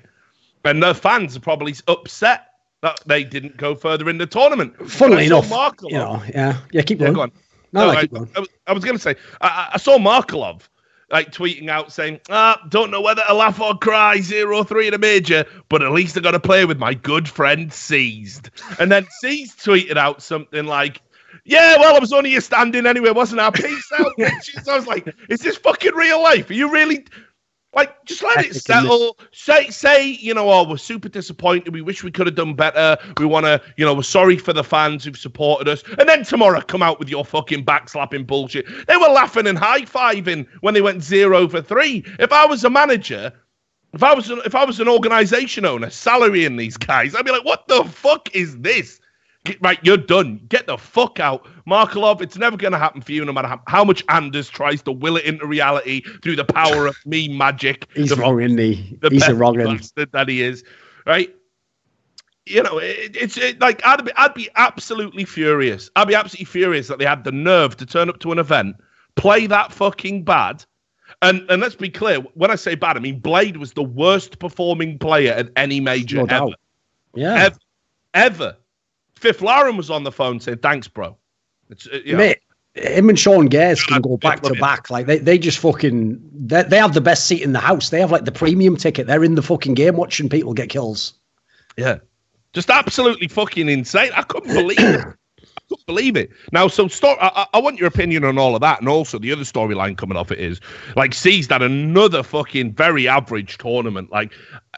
And now he's like, he doesn't even have a team anymore. Well, you've just seen a new breed of CIS players absolutely put you to fucking shame. I don't know where Seized goes after this. So just a few thoughts about Flipside's performance, what happens to the team, high-fiving in defeat, and what Seized does next. Yeah, well, first of all, like, you're absolutely right. Like, I don't think it's even debatable. Like, if I was a team like Envious, Misfits, I'd be literally like, thank fuck for Flipside, because we would look like a laughing stock without these clowns. They were fucking absolutely atrocious on a level that's, like, unacceptable. And what's bizarre about it is, a lot of people don't know this, okay? So a lot of people know that in the past, they used to have Simple in Flipside, but that was during the era when he was actually banned from ESL. So back then we used to have 2 majors a year that were ESL majors, and he couldn't play in them. And then famously, when it came to the one that was the DreamHack Cluj-Napoca, that was the one where he'd already jumped ship and he was over in, I think temporarily he'd been in like Hellraisers or something like that. So what's bizarre is they actually never took Simple. He's not the reason why they ever qualified for any of those majors. They used to use that Davcost guy as a stand-in. And if you're thinking, well, did they have more talent? Not really. I mean, they used to have Bondic. I think he's a pretty decent player, but I don't think he's a star player. Even those lineups back then, every time you looked at their lineup on paper, you used to logically say, well, they shouldn't make it into the major, should they? They should lose in this qualifier. So all I'll say is this.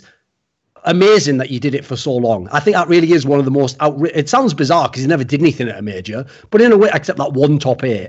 But in a way, it is one of the most miraculous things anyone's ever done. Blade qualifying for all those majors, major after major after major after major. By the way, every time over much better teams, over fucking Immortals and like, Team Liquid, loads of teams that they made it over. But let's be real. The reason why it's amazing is because it shouldn't have happened almost any of those times. So eventually it was going to come that what would happen is they'd wake up like Cinderella and be like, oh, look, everything's back to normal now. I am but a shitter. And that's what happened. And they had what they deserved about 9 majors ago.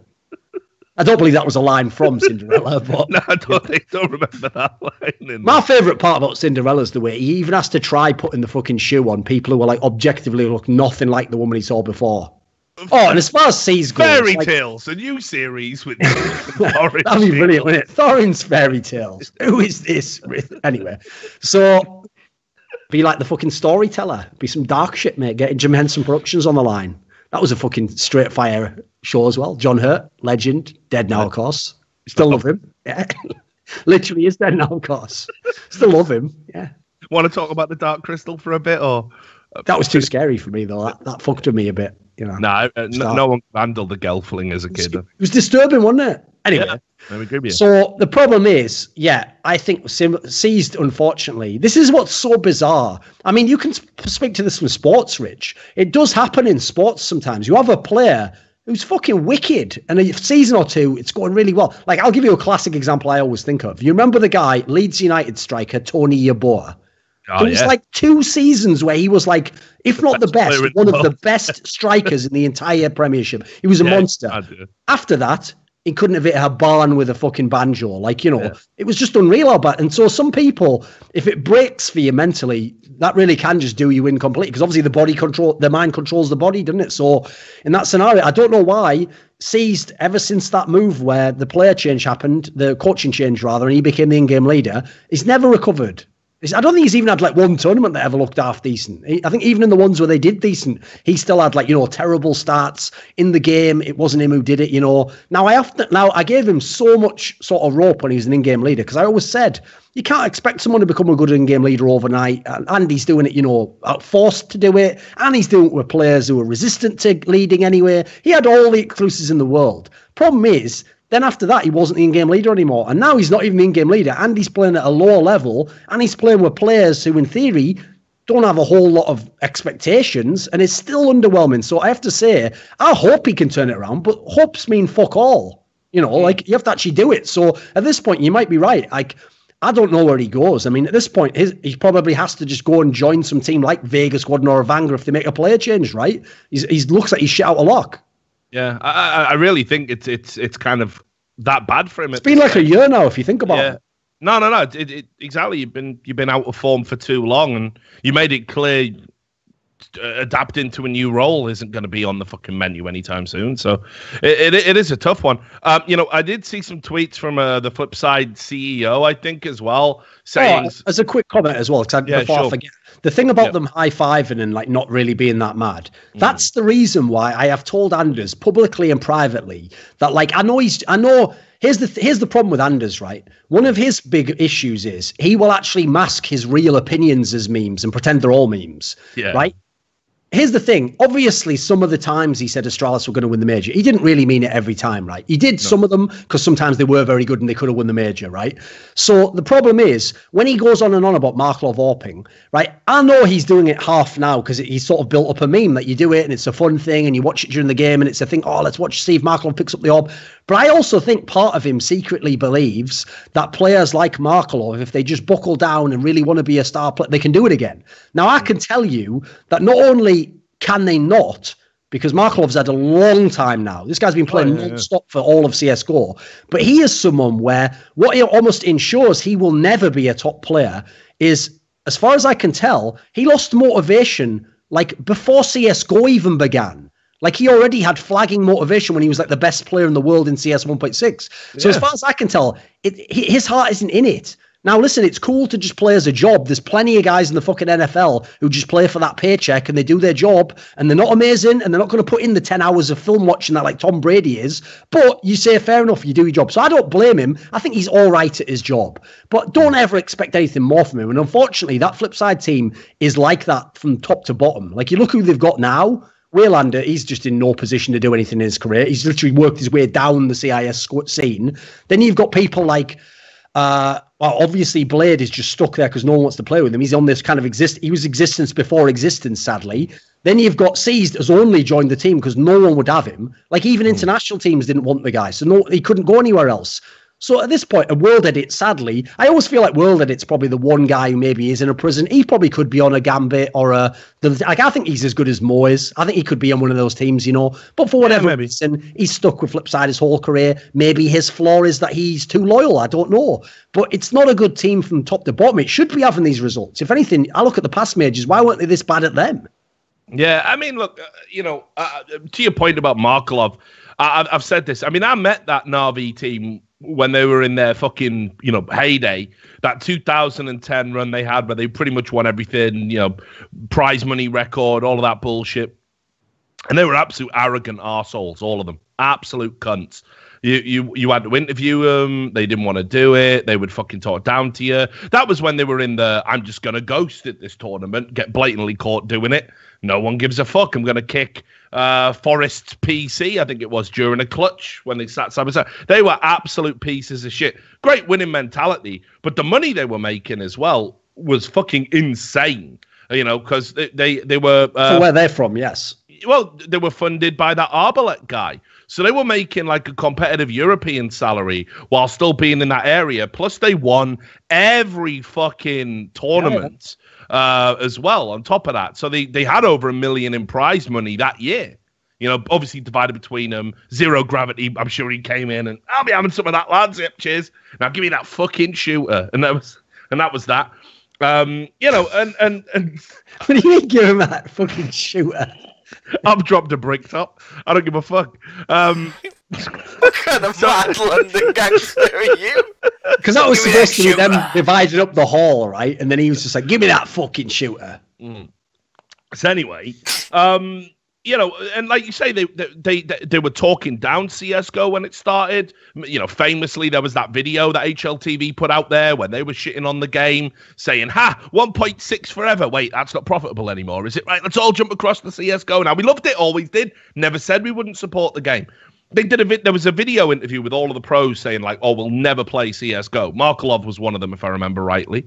A few of the notable names. Well, I won't throw under the bus. Not really relevant to the segment. But, mate, he legit couldn't give a fuck. He's been dining out on past glories the entire time. He's had one decent performance at a major.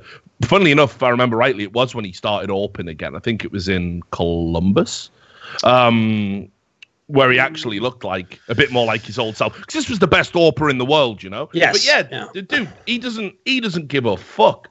He doesn't give a fuck, mate. It's like you say, he's just cashing a check. I respect that. But, you know...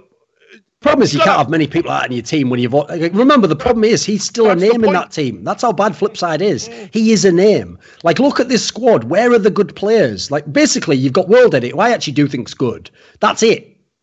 Yeah. No, that's it. Like, there's no one else in that team is good. Yeah, like, if Markelov's your worst player, you might be able to do something. If he's a name, you're just fucked. And I have to say, listen, there are some people in the Flipside org who actually are cool people. I've actually interacted with some of them. Some of them are pretty decent. I like them. There's one of them who's one of the main owners who, you know, having an ultra shit team now couldn't happen to a nicer bloke. Yeah, I know what you're talking about. So look, we'll pick up the pace a little bit and we'll talk about some good stuff rather than wreck some teams. By the way, can I just say a quick point as well? The other thing that I'll say about this major, kind of like when I was breaking down the Vega Squadron one, I actually think this was the toughest major qualifier. I know it's not called that, but I will just say that for now because everyone knows what I mean. This was actually the toughest major qualifier I think we've ever had, because all you had were either like unknown teams, like obviously the fucking CIS minor teams. I mean, to some degree, you don't know how Team Liquid's going to play when they bring in their coach. These teams, you can't really have any like sense for what they're going to be like. Vega Squadron, if you're not from NA, are unknown. Admittedly, the European teams know them. Likewise, Space Soldiers. Who are the other teams in the qualifier? Some of the best teams in the entire world. G2, Cloud9, FaZe. Where's your easy games? Where's the game where it's like, well, I know this team and I know that they're this 18th best team and I've played them many times. And what do you know? We've played this map we've played many times before. As usual, I'll run through 16-10 win. There's none. So all this was a bloodbath of super sick, like dominant fragging lineups who could be upset on the right map, maybe. Didn't even happen that much, to be fair. The top three teams I just listed lost one map between them, which is the Vega Squadron one. And then you just had teams that were all like unknown factors to each other all over the place. So it was no wonder it was upset city. Yeah. Yeah. So, like I say, we'll focus on some of the positives. Pretty happy about Space Soldiers. I've been doing a lot of press work before, and I was asked to like pick a dark horse, and I thought was going to upset. I was like, I think Space Soldiers are definitely going to go through the challenger stage, which was pretty bold, you know, because obviously you haven't even necessarily seen the fixtures they're going to get, and they got off to a fucking terrible start because I had them to beat Sprout all day long. Somehow Denison Spiddy fragged out in that game, so I was like, well, once again I'm going to look like a fucking chump. But fortunately, they rallied. They beat a Vanguard, which I guess within the context of the tournament was a good result. Decent result over Misfits on Train. And then, obviously, the coup de grace, if you like, is an overtime win over Mouse Sports. So all told, I thought we saw a pretty good Space Soldiers here. Sure, benefited from the best of one system. Sure, certainly benefited from... Lack of reseeding. Yeah, certainly. But that being said, you know, after a bad start, they course corrected, and you know, I think they could still surprise a few people in the next stage of the major. What do you think? Right, this is one of those teams where I think the path that they had through the tournament is crucially important to understanding why they are in the next phase of the tournament. Because, like, first of all, let's take out the good win. So they beat Mousesports and Mirage. That is very legit. Well played. That is a good result. That is the start of doing something legit. That result comes out. There's now 3 other results. You beat a Vanguard. That means fucking nothing. I don't understand this concept that Avanga was a good teammate. I never saw any of it myself. I thought they were shit.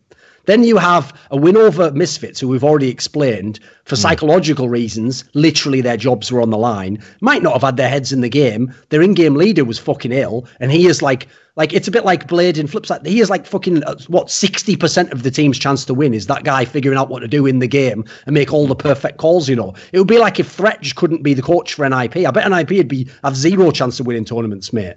So those are your 2 wins. And then you lost to Sprout. They weren't like a particularly fucking amazing team or anything. They're like, what, average? In fact, in this field, I'd say I'd have had them like 9th or 10th in this field, maybe a little bit further down even. I don't think they were, no, maybe even lower than that. Maybe I'd have had them like 12 or 13. So to me, you got 1 good win over Mirage. Congrats. Now we'll see in the next round if you're actually good. Okay. Yeah, all right. I can live with that. Because here's the thing about Space Soldiers, right, is that I actually feel like their style is not in any way suited to ever be a consistent top team, because as far as I can tell, they nearly always win their upset games by like one of those 2 players. So it's nearly always fucking Xantares or Calyx just fragging the fuck out. Like, you know, drop 30, 120 ADR. Now, here's the thing. If you can do that consistently, then they will be top 10 players in the world. I don't buy that that'll happen. Like, you know, I mean, admittedly, someone like Calyx hasn't necessarily had that much LAN experience, hasn't been to that many of the massive tournaments. A lot of them haven't been because obviously they were an online qualifier team. But, like, I don't really buy that that's going to work against top teams, like, in the long run. It might work in a Swiss system every now and then. You got an easy group as it is. Maybe you could win another game like you did at Cologne. Famously, they beat SK there, if you remember. But after that, they just got banged out by everyone else. I'd go ahead and assume, in fact, I'd go ahead and bet decent money this team won't make it to the top 8. Okay. Well, yeah. I mean, yeah. I think given the field, that's probably a safe bet. But I guess we'll wait and see. I mean, for me, I think they've got some good pieces, but you're right, they definitely lack a bit of strength and depth. You know, I think Major's been doing good work as an in-game leader, but there's so many like nervy. They look a lot improved. Like, here's one of the other facts that always tilts me, Rich. This is why it's a waste of time actually engaging with people who are only fanboys, because there's a big difference between a fan and a fanboy. A fan is someone, like I've met lots of them in my life who are like, oh, you know, they'll meet me at an event, for example, and they'll be like, oh, do you think Team Liquid could win the event? And I'll be like, well, you know, it's probably not reasonable, is it? You know, I mean, they're pretty good now. I like what they've done with their roles. And they'll be like, yeah, I see what you mean. You know, I'm still hoping they can beat Cloud9. That's a fan. That's someone who just likes the team and he's into them, but he still lives in the real world. A fanboy is the sort of person who will be like this. Oh, our team's improving all the time and getting better and better. Then they win a game. 2 years ago, you said that they were back. Well, which is it? Are they improving or were they always as good? I mean, which is it, you know? Like, you just want it all the ways. So I'd absolutely say, as far as I can tell, every sort of 2 months, it does look like Space Soldiers improved as they went from event to event. I still don't think that makes them like a top 10 team. I would go ahead and bet they won't be. But they do look like they've improved when they have been to these lands, which is also one of the reasons why it's so frustrating when those teams get to lands, first of all, because you just know they're never going to do anything in the first 2 lands because they're just online qualifier teams. So now they might be in a position, they've got some legs under them. Last year, they actually made the roster moves they needed to be legit. The team that they had in 2016 was fucking garbage. I don't care what anyone says. Now they've got a half-decent squad. It seems like they make sense. You're right about Major. He is someone from 1.6 who has experience. Admittedly, I don't think he was an in-game leader. As far as I know, he was actually like a fucking fragger. Yeah, I don't think so in Millennium, no. I always appreciate players who can take like a role swap like that and be like, well, the one thing I do have in this, because I assume what would happen with him is I would assume he just wasn't that good as a fragger in CSGO. So like a Carrigan, he realized, why don't I pivot? And the one thing I do have over everyone is experience. Why don't I bring experience to this team that doesn't have any? And now maybe I can start to craft them. So I think the thing of Space Soldiers is, I think they're one of the best of the underdog teams to potentially give like a 1-map upset. Like if you had to say which team out of Space Soldiers, Quantum Bellafire, Team Liquid, who's most likely to get a 1-map upset against, for example, like G2 or against, let me think, who would be a decent team like Gambit? I would say, yeah, pick Space Soldiers. They could probably do it. But it will be a 1-map upset if you ask me. I don't think they'll be getting out. I don't think they'll even be close. Okay. We'll talk about FaZe. Everyone's favorite for the tournament. didn't look great, honestly, in the groups. Had a very close game against Liquid, which they won on Overpass, which, again, reminder, Liquid are using a stand-in, playing with their coach. And if you watch his rounds, if you actually isolate what Zeus is doing, a lot of the time he's not even playing with a gun. He's just buying a CZ or a Mag 7 or something cheap, a budget weapon, so he can save money to drop in later rounds. You know, they want to keep JDM on the AWP, which, sure, that's definitely a win condition for Liquid because he's not great with the rifles. But, like, literally, he's not I like that, though. That's good. No, yeah. I mean, know your limitations, right? I totally respect it. But FaZe struggled against Liquid in the opener. You're like, okay. Then they got absolutely blasted by Vegas Squadron. Next game, they get Quantum Bellator Fire. Bit of a gift, honestly, for them. So they were able to sort of course correct. The only time FaZe looked like FaZe was when they beat Na'Vi 16-4. And let's be clear again, that was an absolute beating. And it was on Train, which isn't really a map you necessarily associate with sort of that level of FaZe dominance. No. So they were up and down. They did what they had to do. They got through. I've heard the same rumors you've had about some internal conflicts and stuff not being right. So I really don't know. But here's what I will say before I get your take on it. I still think if FaZe do not win this major, they are going to enter that sort of, missing ring zone where Na'Vi occupied, where Na'Vi were the best team in the world, and then for whatever reason, for whatever circumstances, they missed out on majors they should have won. Oh, I think it's worse than that, dude. Because here's the thing, at least Na'Vi used to make the top 8 every time, and, they'd make a deep run, they could make semis sometimes. Like, I think it's worse than that. Like, if I had to give them an analogy of, like I'll give you an NFL analogy for the missing ring aspect. This team is like fucking that, like, Peyton Manning Indianapolis Colts. Yeah, they made the Super Bowl a couple of times and they won one. But so many times they would have like 12, 13 wins in the season. And you'd be like, well, this team's fucking, at least they should make the conference final. And they'd just get busted out in like the fucking divisional game. Like the amount of times they always got upset. And that's the key point I want to make here, is that it's not like FaZe always plays terrible either. But for some reason in these major qualifiers, they do seem to get upset just outright and be poised for upsets in a way that they aren't in other tournaments. They're another team where I think the psychological factor is massively at play. Because if you put FaZe against someone, like, who was the game you said before? Okay, Team Liquid with a coach on Overpass. Yeah. I guarantee if this is ESL1 Cologne, they win that game like 16-3, mate, and they're just styling on them, like not giving a fuck. Oh, yeah. It's outrageous that they almost lost that game. So I definitely think they underperformed at this point. With that said, luckily, and this has always been a rule in Counter-Strike, group stages, initial phases, Swiss systems are not about looking good. They're just about survival. If you can just survive to that playoff part of the tournament, now you can get to actually exert all your strengths and potentially win the tournament and work your way up to it, So I do think it's kind of fucked that they were in position to basically go 0-2. They almost did it. Yeah. But with that said, I haven't necessarily lost hope. I will say the thing I mentioned before about potential internal conflicts is just another classic example of how fucked modern day CSGO pros are. Like, if you're going to have arguments with people or you're going to consider maybe we should make player changes, I know at this point with contracts, you do have to at least think about it. You have to at least in your brain go, what would I do if I had these options? But don't make it like your reality before the World Championship. If you do that, you must only care about money then. Because if you actually care about winning, it's the same thing with the SK guys. Like, I get it. Definitely make all the points you want outside of the context about, the rules should be changed. I agree with you. I've even said many times I would shorten the format of the cycle so that this rule wouldn't happen as much and that people would know going in if they were making a player change. I definitely won't be able to use this guy at the major. But with that said, don't then take it and go beyond that and just complain 24/7 and be like, fucking major me's nothing. Try and actually fucking win it. What, do you have no competitive drive? I don't care if you can't practice with a guy. Are you not a gamer? Do you not want to win? Yeah. Because there's people out there who are fucking killers, who they just go hard every game, mate. It doesn't matter whether they've had practice or whether... In fact, that's one of the things that I always respected about Korean players in StarCraft, is there's some Korean players, right, who I know had like debilitating RSI injuries, but they didn't go in the game and go, I'm not 100%, fucking no point, is there? What they would do is they'd go, is there any way I can win this game with a debilitating RSI injury? That's a fucking winner's mentality. And I've no doubt some of the SK players have it, but in this kind of scenario, and some of the FaZe players, a couple of them probably have it. I could probably guess the one or two who do. But some of them, it's like, come on, mate, get it to fucking together. It's the major. I want to give a shout out to Featherbeans in the chat as well. He's given just a mad analogy here. If FaZe does not win, it will be like the Dr. J Philly 76ers before they added Moses Malone and win one for Dr. J on his way out. But there is no Moses Malone to be added to FaZe. Sound.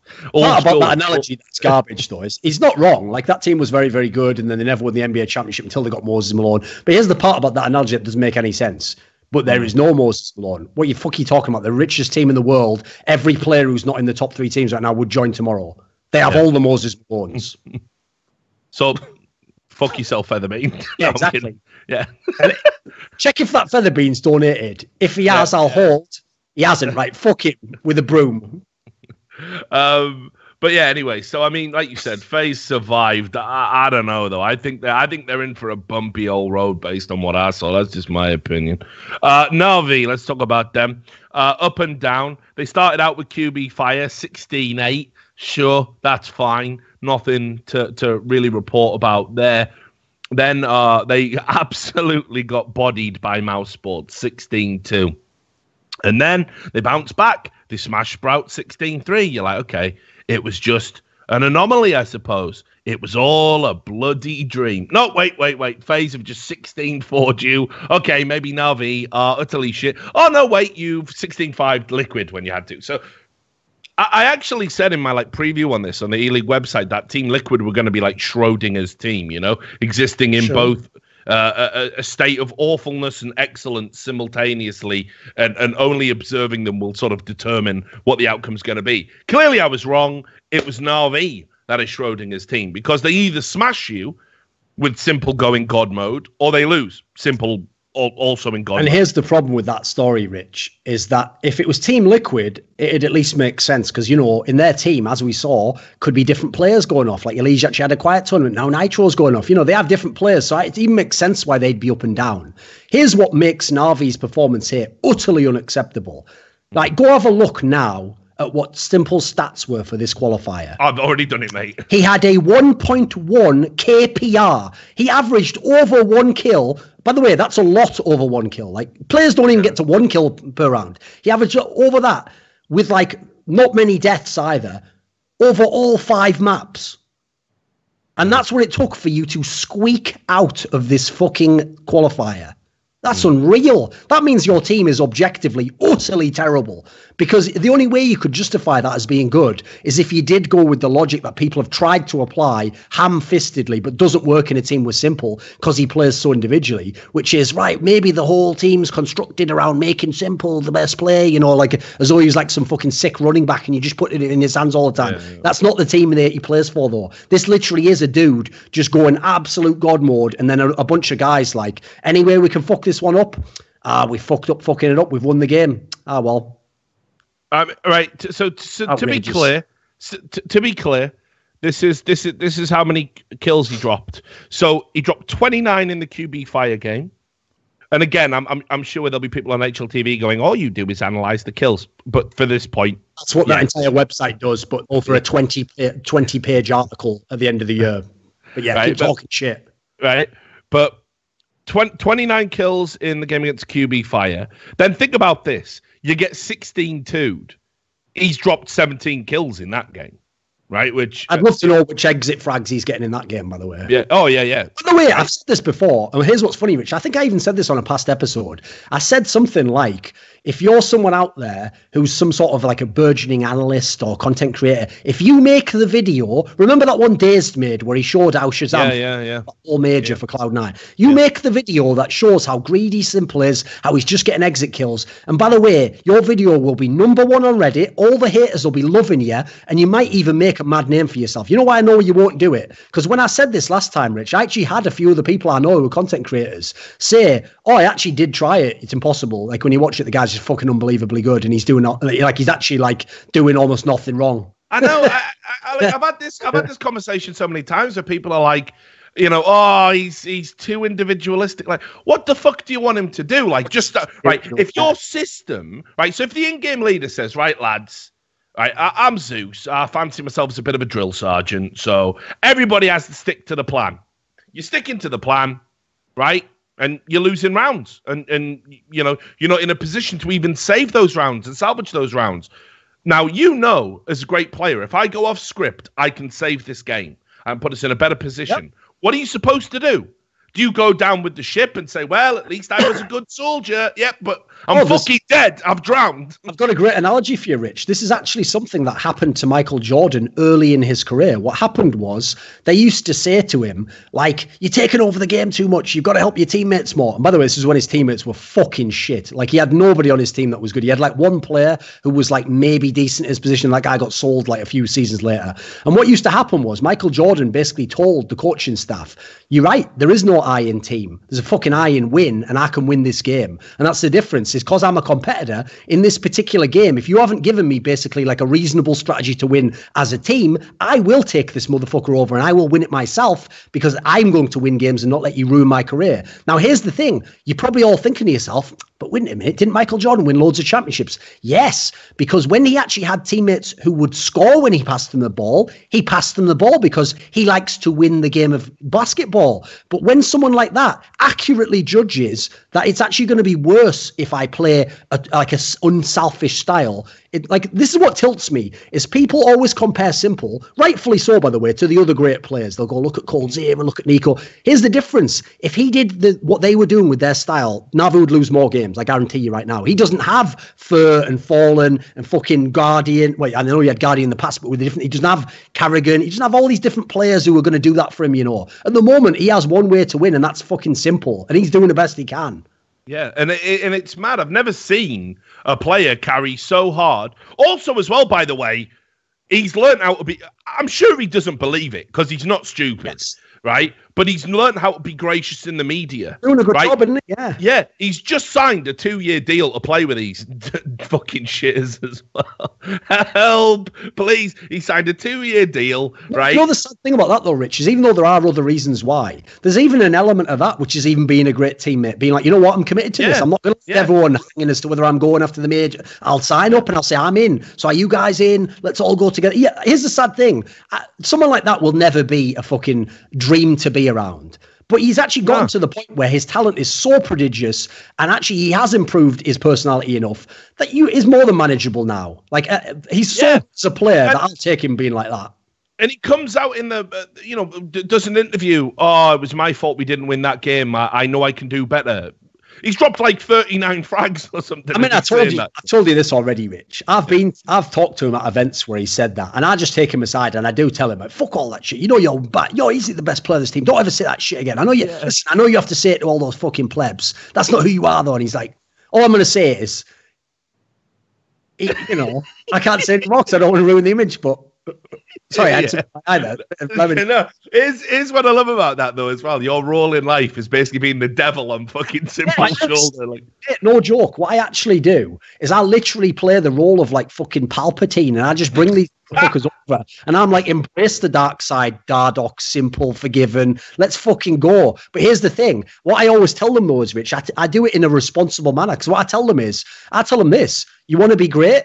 Fucking do it then, which means, by the way, you have no excuses then. If you want to be the star player, you want everything to run through you. You want to be the main guy in the team. You can do that. You can make that happen tomorrow. But if you do that, I don't ever hear you talking shit about the worst player on your team and being like, he fucked the game up because he couldn't do it. That guy's like the support player. He maybe sets you up. He has to do all the bitch roles of your team. He's going to be the reason why you can be this amazing player. By the way, it's a very different scenario I'm talking about from when the whole team sets you up. I'm not buying into that philosophy. But you have to understand, if you're the superstar player, that the responsibility comes with being that player as well. So I always try to do it in a responsible manner. But the point is, I hate where people try and brainwash these guys. Like, Coldzera doesn't have to play aggressively. He's got Fern in his team. He's got Fall in his team. He's got Taco in his team. Like, who have you got, And like I say, the only game where he went negative, looking at his kills, right, was against FaZe.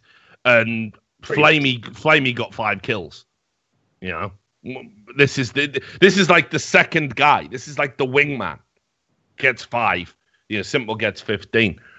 So, I've said it, man. Like, look, they've got to do something about this because Flamey's mad inconsistent, up and down. He basically goes where the team goes.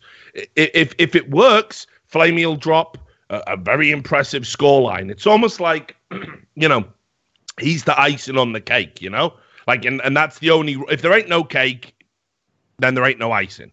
That's Flamey in a nutshell. Electronic, I think he'll get there, but, you know, it's still going to take a lot of time. This is a big step up to what he's used to. It's still only like his second LAN, I think, with him. So yeah, fair enough. Exactly. Yeah, fair enough, right? But I've said it. Edward to the knackers yard, mate. You got to fucking pension him off. I don't understand what he does. I think he's awful now. And, you know, you're already carrying the classic, well, he's the in-game leader, so we got to pretend it's okay to not be able to frag. You know, you're already carrying that weight with Zeus. So, well, here's the positive, right? I mean, listen, as I've said, I think some of them are mad overrated, but now we have teams like Vega Squadron. Get the right player from that team. It doesn't have to be the star player, by the way. Maybe that role's already taken if you've got Electronic and Simple. Fair enough. That might be the case. But maybe there's a player in there who can play as a lesser role in your squad, but therefore be in a better team. There's got to be some players out there. The one thing that tilts me is I've told people, what's sad is in 1.6, I used to be one of the only people who ever said this, because in 1.6, famously, Russian teams were fucking shit until Na'Vi came along from Ukraine. Yeah. Literally, a Russian team, I think, won a big LAN once ever, and it was a mad fluke in like the beginning of the game. They were never 5 or something. Yeah. They were always the teams who just like, you know, they would be like Space Soldiers now. They'd do a mad upset, and you'd go, fucking hell, maybe it's going to happen. And you knew they had skilled players, and then they'd always fuck it up by having the worst read on the economy in the game, no understanding of tactics, like terrible mindset where they're always infighting. But I always told people that it's sad that that's the case, because people will never know how much fucking gaming talent there is in the CIS region. It's actually one of the biggest regions in fact, in Europe, I would go ahead and say it's hands down got the most talent of any region in Europe. Like, take the fucking Nordic region, I don't care. I'll bet in terms of raw mechanical ability, there's more skilled players in the CIS region. It's just, unfortunately, they have fuck all infrastructure. They're in a scenario where they don't have the same legacy. They don't have all those Danish and Swedish teams with all the great players who bring up a next generation and a next generation and the next generation. They don't have that legacy getting passed down, so they're still piecing it together. And at the moment in CSGO, funnily enough, the CIS teams themselves didn't seem to particularly care about the players below them. It wasn't until Gambit took gambles on all these Kazakhstani players that any of these fuckers got a chance. Everyone else had to just go, and if they were lucky, maybe they could play a flip side. That's about it. Otherwise, you would Na'Vi and it used to be the Hellraiser squad when it was the guys who now in Gambit. They were off limits. They were just the royalty, and even if they were shit, they were going to stick together like Nip forever, and they were just going to play a million lands and come 11th. So I think, yeah, the talent now is starting to show itself. So the team that should benefit the most is Na'Vi. Now is where you sign that player before he becomes 200k buyout. Well, here's the thing as well. I mean, I saw people like saying, oh, they should get Bondic in for... Fuck, come on, guys. Think bigger than that. You've just seen a bunch of really good fucking players in the CIS region who put Bondic to shame, Edward to shame, these established names. You know, you're going to fucking... What, let's go back. Oh, yeah, maybe if Markelov joins Na'Vi, like, fucking hell. Let's look to the future, eh? Let's leave the past where it fucking belongs. You know, Vegas Squadron... If they can hold on to their players, great. You know, I don't think they will. My understanding with Vegas Squadron as well is from knowing about in other games. They've said like we've had teams in other games and it's not profitable. And the owner of Vegas Squadron's dumped a ton of his own money into the organization. If they've got a sizable buyout on one of these players and a money bag organizations like Na'Vi wants to come in and pay it, May to Na'Vi. Why the fuck not? You know, like, I mean, seriously, they got to fucking do something, because right now, I don't know, it feels like the balance is off for Na'Vi. Sure, they had a couple of blowouts here, but I'm not convinced about this Na'Vi in a best of 3 at all. And when you consider they're playing with one of the best players in the world right now on form, and they're still struggling, I don't know what to tell you. I've seen teams that have remember, Nico could drag that shitbag mouse sports lineup through games like this. You're fucking Na'Vi. You've got Flamey. You've got Electronic. And simple dropping 30 frags isn't enough to get you through a game. What the fuck are we doing, you know? And by the way, that's what you have to add in. This is the part that makes me really sick when people try to blame Simple. Is God forbid he actually has a bad game, mate. Imagine if he has a game where he has 10 kills, which, by the way, everyone's entitled to. Like, I know everyone in this chat right now probably worships Fallen. Go count how many fucking 12 frag games this guy has and his team wins the game. Get the fuck out. Yeah, and understand as well. I mean, obviously, if one guy frags out, it's invariable that the other guy might have a lower scoreline.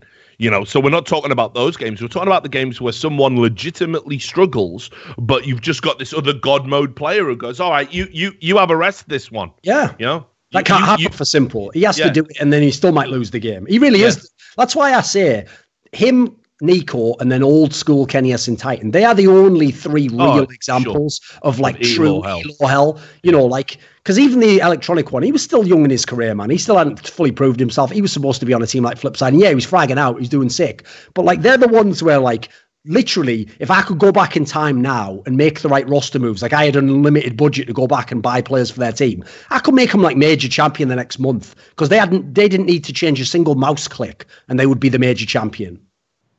Right, so let's talk about Envious, because I want to dedicate a fair bit of time to this, and we're coming up to the end of the show. So, look, Envious for me, I said it coming in. Look, and I'll just reiterate the bullet points from the problems I've said. Sixer is a terrible AWPer. It's incredible how far he's fallen since like 2013 or whenever it was, when he was considered one of the top 20 players in 1.6, or maybe it's a bit further back. I don't know. You've got Happy, this very idiosyncratic in-game leader who he's changed his play style. Still not really sure what he contributes. He's got a face on him like a smacked arse the entire time. I don't think he's having a good time. Don't think he's necessarily good for morale. You've got Scream, who I know everybody loves him. Let me tell you this. I saw the tweets that Scream said about, what's the sort of along the lines of, you play hard and it's disappointing. Scream has got streaming written all over him. He's going to be like the next Shroud or whatever. He should just retire and move into streaming. He's got a huge Instagram following. He's got a huge cult following. He's got his own mouse. He's got all this stuff. He is also one of the most one-dimensional star players that have ever played Counter-Strike. It looks great when it's all coming together and he can tap heads, and look, the headshot machine is here. Unfortunately, it doesn't happen every game, does it? Not even close to every game. And that play style is so fucking specific and situational. If you can't get a good spray down in a choke point, or if your mind won't even let you attempt to spray down in a choke point because you want to tap, you can't play a versatile game in modern Counter-Strike. XMS, who looks like Happy tried to clone himself, that went wrong, obviously. And then got into the pantry. Yeah. Yeah, mate, it's the Brundle fly of Counter-Strike. Mate, someone do that. Someone just do like a weight loss technique, and it's like XMS before and then Happy afterwards. It's like, want to try losing every game for 10 years. Right. The weight loss diet. So, an XMS looks solid. He could be the glue in a successful team. The reality is Envious came into this having RPK carried him here, right? And has been playing, like you say, literally career best form in CSGO, right? Literally. He has been one of the best French players in the second half of 2017. Out of all of that talent, it's RPK that stood out. He's come in with pneumonia. So I'm going to tell you some stuff about this Envious team that was on the grapevine going around. So first of all, apparently, because they all wanted to spend time with their family, Happy in particular, they didn't play up. I'm getting triggered. Come on. Right, just buckle up. They barely played in December. Barely at all, in fact, before the major. So when they were on the break, they were really on a break. There wasn't any teamwork or whatever. By all accounts, Happy didn't really want to do that. Wanted to spend some time with a family, wanted the break to be a break. But then they were meant to have this boot camp. And RPK was sick. He's been carrying this illness for a while. People probably remember I had pneumonia recently. It was 4 weeks of being bedridden, wanting to die. I couldn't even imagine coming into a lit studio, having to sit down, play a fucking game. Okay, yeah. They've ruined it, Rich. Right. They've ruined it. Yeah. Keep going. Right. So props to him for even getting out of bed. And so they played with like a stand-in during what was meant to be their boot camp. So this is a fucking mess, and then they come in and they look terrible. And obviously they would. Their preparation was absolute garbage. And in between games, they're doing interviews and stuff, talking about how we weren't prepared. We don't know. Scream, as I said, everything he said intimated to me, he's already checked the fuck out. RPK is like, thinking, what have I done to deserve this? You know what I mean? Like, I've come back, I've worked my way up, I've got to my own personal best. Well, here's the mad thing. Even riddled with pneumonia and struggling to breathe on stage, he played better than most of his team. It's mental. So at this stage for me, and plus as well, Hastro clearly is all about Overwatch League now. Like, he'll be another one of these guys who's like, yeah. I've got a CS team. I've had brilliant, sound. I'm out. It's all about, the Dallas Fuel guys? Like, so honestly, I think this is done. I think this is fucking done. I think it needs to be done. I think RPK deserves a better home. Scream should go to streaming. I still think Happy's salvageable as a talent. I don't know where the fuck he would end up, which players he hasn't isolated. Could imagine him playing with Keo again. I think they're still friendly. Sure. Oh, well, I mean, here's the thing. I always start with this on Envious because it needs to be stressed because unfortunately in Counter-Strike, we all do this. I do it sometimes till I catch myself. We think about teams based on how good they are. And then we naively, until we know the details, think to ourselves, well, I'm sure the compensation a player receives is appropriate to how good his team are and where they are placing. Not on your fucking life. Like, there's teams out there, teams that are going to be in this major right now, mate, that might make a tenth of what fucking Envious makes. Envious have pretty good fucking salaries. So when I then hear what you just told me, that not only have they had these dog shit results all year, where they finished last place in something like half the lands they went to last year, not only have they done that, but they've been gifted a fucking major by Valve, basically. They've been put in a scenario where it's like, you don't even have to actually have a qualifier now. The qualifier is the major. Because, by the way, they were never getting back in the majors without that. So they've been gifted a fucking chance to get back in the major. If I'm them, I'm at my maximum motivation. Let's prove everyone wrong. You know what? Let's start the next year off right now. Let's just go ahead and just take a month off. Let's just not play at all. Like, no, but here's the worst part about it, right? Have you seen what Malik brings to the table? Malik... He's such an underrated coach. I've heard that. Yeah, he's one of those guys who does all the demo reviews, right? It's unreal how much work he puts in. I've known Malik for years. I knew him from Source and stuff. So I've got to put this out there. He used to play in Thermal Take Dragons. Right. Nobody ever talks about this guy, and I am going to tell you. I know this firsthand. Right. He does all these demo reviews. Keep in mind, Envious in terms of management at an event, they're one of the best teams. They've gotten that next guy who looks after all of the needs for the team, in terms of the minutia. But then you've got Malik. Now, Malik brings in it's insane.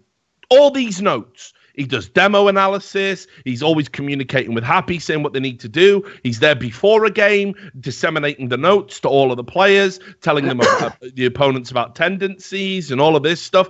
He works his fucking nuts off. And when he was put in a position, pay attention, Peacemaker, about having to play to help his team get through, which, by the way, because of the rules, he would have had to have played the rest of the fucking tournament had they qualified.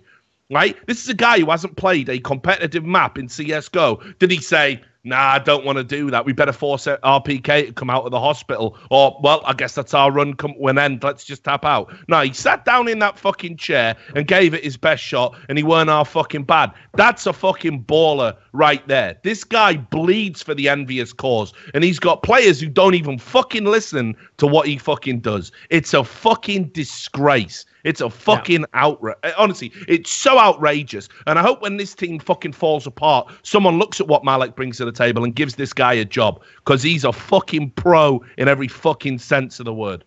And that's another aspect, unfortunately, that is criminal about this team. Is like, unfortunately, it doesn't matter how good your research is. If your in-game leader is Happy, who has his own idea about the game, here's the thing. It's like he doesn't play identical to how he used to in the old Envious. He's changed it up a little bit, but it's clearly not that effective. And then secondly, you've got a Scream, who you already pointed out. He's the most one-dimensional, good player we've ever had.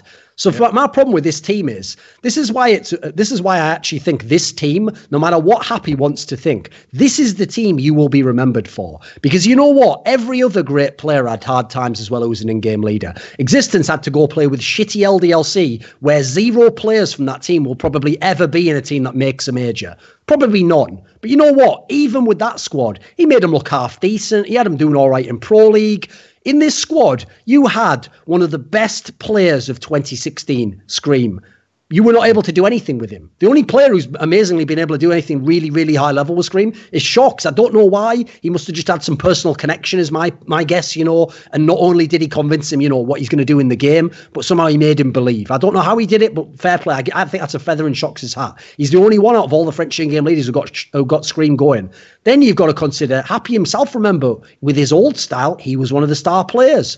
Why aren't you one of the star players now? Well, that has to be on you again. You're the in-game leader. What can't you use yourself well enough? That doesn't really make a lot of sense, does it? When you look at other players who dropped off a cliff who were lurkers, Hiko, Get Right, they weren't even the in-game leader, bro. Like, you're the in-game leader. You decide where you are every round. So that means that your read on the game isn't even good enough to know where you should be anymore. Because here's the thing, when he started to drop off in Envious, that was when, as we've touched on before, they claimed he wasn't the in-game leader, and that's why he dropped off, you know. Well, it doesn't look any different now, mate, and you are the in-game leader again.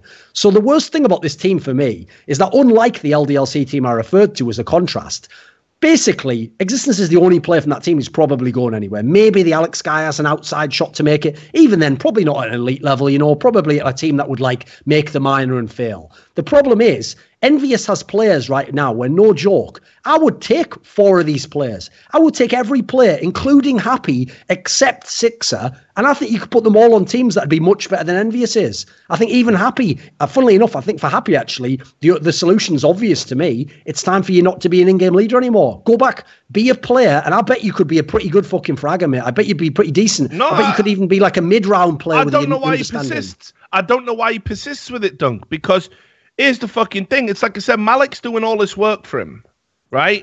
It's on a plate, and yet somehow it never translates. All that work never translates. So either Happy is overriding it, or the players aren't listening. I've certainly seen evidence to suggest the players actually don't listen to some of the calls. I also or don't want to like, play on certain maps. Well, that's also something I would, as a speculator, obviously this is pure speculation, just as someone who's watched the game a lot and I'm seeing them play in the game. I just also suspect this is a team that just makes no sense tactically. Like, you look at the rundown of who they've got, right? Sixer has never played at the top in CSGO. He played in the busted Envious that never did anything except that WESG tournament, which is a joke. Then you've got XMS, who is still brand new. He's someone, yeah, you could mold him, but you need him to. That's the guy where you want him to get to a good in-game leader early, so he doesn't get broken like he probably has been now. Then you've got Scream. Again, Scream doesn't know how Scream wants to play, mate. That's a nightmare to try and fix. I think the only person who could fix Scream, aside from the aforementioned Shocks, is maybe someone like a Carrigan. They're the sort of players who tend to get the best out of the guys who have these problems, you know. But it's a rare quality that you have who can do that. Because remember, a lot of in-game leaders, their job is to lead. They're not a fucking coach. They're not your dad. They're there to teach you how to throw a ball and catch it and fix your shooting form. You're supposed to be able to play the game when you come to them, and then they go, right, what's your position? Striker. Well, I'm going to put you up front, and here's how we're going to feed you the ball. It's your job to kick the ball in the fucking net. I can't teach you that as well, can I? So I have no problem with the fact that, yeah, Scream didn't work out, etc. But then RPK also, like, listen, RPK has become a pretty good player. He's not the most cerebral player, though. Like, even if he has in-game clutching ability, it seems like the more intuitive style of in-game ability. You know, he's not someone who could break down the X's and O's to some deep level. So, unfortunately, I think you look at that team, I don't think they've got anyone who really appreciates tactics or who can really sort of go in depth or who can help Happy out or take over from him. So I don't blame them on one level in as much as I don't know where they could have gone. Like, I feel like as soon as G2 made that super team, that's why I thought it was hilarious that everyone laughed in my face like, haha, super team. Where the fuck's all the rest of the talent in the French team? Where are you guys at, by the way? Where you at, guys? I don't see any in this Envious squad. There's fuck all in LDLC. The guys in Misfits are very up and down. Have had, 2 good tournaments in a year? They actually got all the best talent, and that's what's hilarious is not only did they give themselves the best chance to win, you can debate whether they did, but they just basically did that classic move that you haven't been able to do since fucking CS 1.6, where you're like, you know what, let's just take all the best players, and then we never have to worry about anyone else from France. Yeah. They actually did the gangster move. You know, it's hang on. Wait there, who's this guy? Oh, and add in, just as a final comment, this go. is how bad it was, that if you watched that Flash Gaming one, where they played on Inferno. By the way, one of Envious' best maps. When they played Flash Gaming, mate, if that wasn't Flash Gaming, if that was anyone else, they lose that game, they go 0-3. They actually got super fucking lucky with the reseeding giving them Flash Gaming at that point in time. Like, they could have had Misfits, they could have had Flipside, they could have had Sprite. I think any of these teams take Envious out 3-0 there. Oh, yeah, absolutely. Right, let's talk about Cloud9. Cloud9, I thought, right, dark horse pick. You even said there's a world where Cloud9 could win the major. I'm inclined to agree with you. I thought that they were really good, really explosive here. And I did notice one thing and something that they've changed. And that is that all of their media work and all of their in-game sort of like, nice, yeah, you know, all that bullshit they say at the end of every round. I'm sick of the word nice, by the way. Please stop saying that, pros. Mad, isn't it? So they're talking consistently about Skadoodle. You saw Tarek do an interview. Apparently, Skadoodle is pioneering the support AWP role. He's finally received the mantle of Smiths, hasn't he? Listen, yeah, it was a bit like Yo Les Noobs. It was a bit like that, what they said. But I understand why they're doing it. And listen, Skadoodle was good here in all of the games. They all were. You know, Cloud9 looked really, really good. And I understand what they're doing. Now I think we can start to maybe get a bit of insight into when Skadoodle does have these moments where he underperforms. It's obviously clearly a confidence issue. And the entire team right now seems to be all about bigging up Skadoodle. Now, if they can keep him in the form he was in here in these best of ones, he can translate that to the best of threes. If everyone turns up like they have been doing, I think Cloud9 are going to go pretty far here. I think they're definitely going to get to Boston. Now, the whole parlay you just did there of if they can keep his right, the problem with that is they've tried that many times and it hasn't worked very often. So I'd go ahead and forget that part. But they don't. Here's the key thing: they don't need Skadoodle to be really good in order to be a really good team. Like, first of all, I don't even disagree that as a very, very, very basic AWPer, he does do an all right job for a pro. My problem is just this: like, I'd rather have a really good player there, or switch him out and get someone who does a different role, like in-game leader, for example. You know, so to me, it's never made sense from that angle. And I also think that whole angle of like, oh, but he's still the best AWPer in NA. It's like people have just ridden that to the motherfucking ground to the point that now there's so many people I'd take over him as AWPer, mate. I could make a list of like 5 people probably. So I don't think the Skadoodle one matters. I do agree, though, it's probably a good move to try and big his confidence up, and just, especially if you do what you just said there, which is that it's not like they're saying, oh, it's going to be like the old Skadoodle. They're doing it like, no, we just need you to do this. That's exactly that's what I was basically telling you, that I tell fuckers like Simple and the other people who are considered bad teammates. What I tell them is, once we've got it all in line that you're the superstar player, so you've got what you want, you now have to give other people what they need, which is that they need you to believe in them. They need you to help them out sometimes, and they need you to put them in a scenario where they don't feel like their expectation is they must be as good as you, because they will always fail at that expectation. So you will automatically ruin the team environment before you ever even have done anything actually outrageous, you know, just by holding them to a standard that, like, that's one thing in life I always say you should never do. Once you know someone's not capable of doing something really good, you should never expect it or demand it of them. That's outrageous. You should say to them, like, I understand you can't do that, so I no longer expect it of you.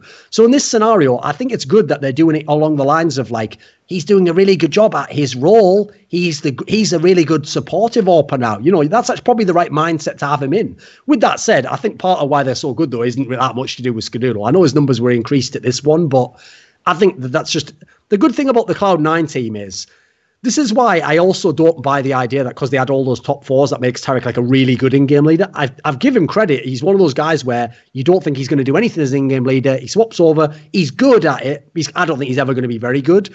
But they've just got so much talent in this team now, because now they don't have Skadoodle and Shroud and nothing. Now they've got so much talent. It's almost like you could trip over, and it's almost like you can't do anything wrong and you'll succeed. And that's why I actually think they're pretty fun to watch, because you never know who's going to go off. You never know which map they're going to win on. They're actually pretty fun in that sense. So I think they have one of the best puncher's chances in the tournament, provided they don't play FaZe. Yeah, they definitely need to avoid FaZe. You know, I think the best of threes, like I say, I think they're going to do all right. We'll talk about. They actually have an underrated map pool. Like, people don't necessarily appreciate. Like, they don't have a super deep one, but what's good for them is most of the maps they want to play are either maps that, like, I don't think are as clear cut. Very much in the meta, and people are picking up as well. Yeah. Or they've got the odd weird one, like Train, for example, where most people don't want it, but then again, most people don't necessarily want to ban it against you, so you probably get to play it now. And so I think they have a decent shot. So, look, let's talk about the first round matchups. I'll just get some quick predictions from you. Obviously, we can't write it out. I know we didn't talk about G2, but actually someone in the chat... We'll talk about them next time, I'm sure. Anyway. Yeah. Someone in the chat said, I believe you should talk about G2. I don't give a fuck what you believe. Not your show, is it? Fuck It's amazing, isn't it? Unreal. Yeah, right. So let's have a look then. So... quick predictions for the first round. Big versus Liquid. This is an interesting one for me. I've actually got Liquid to take this.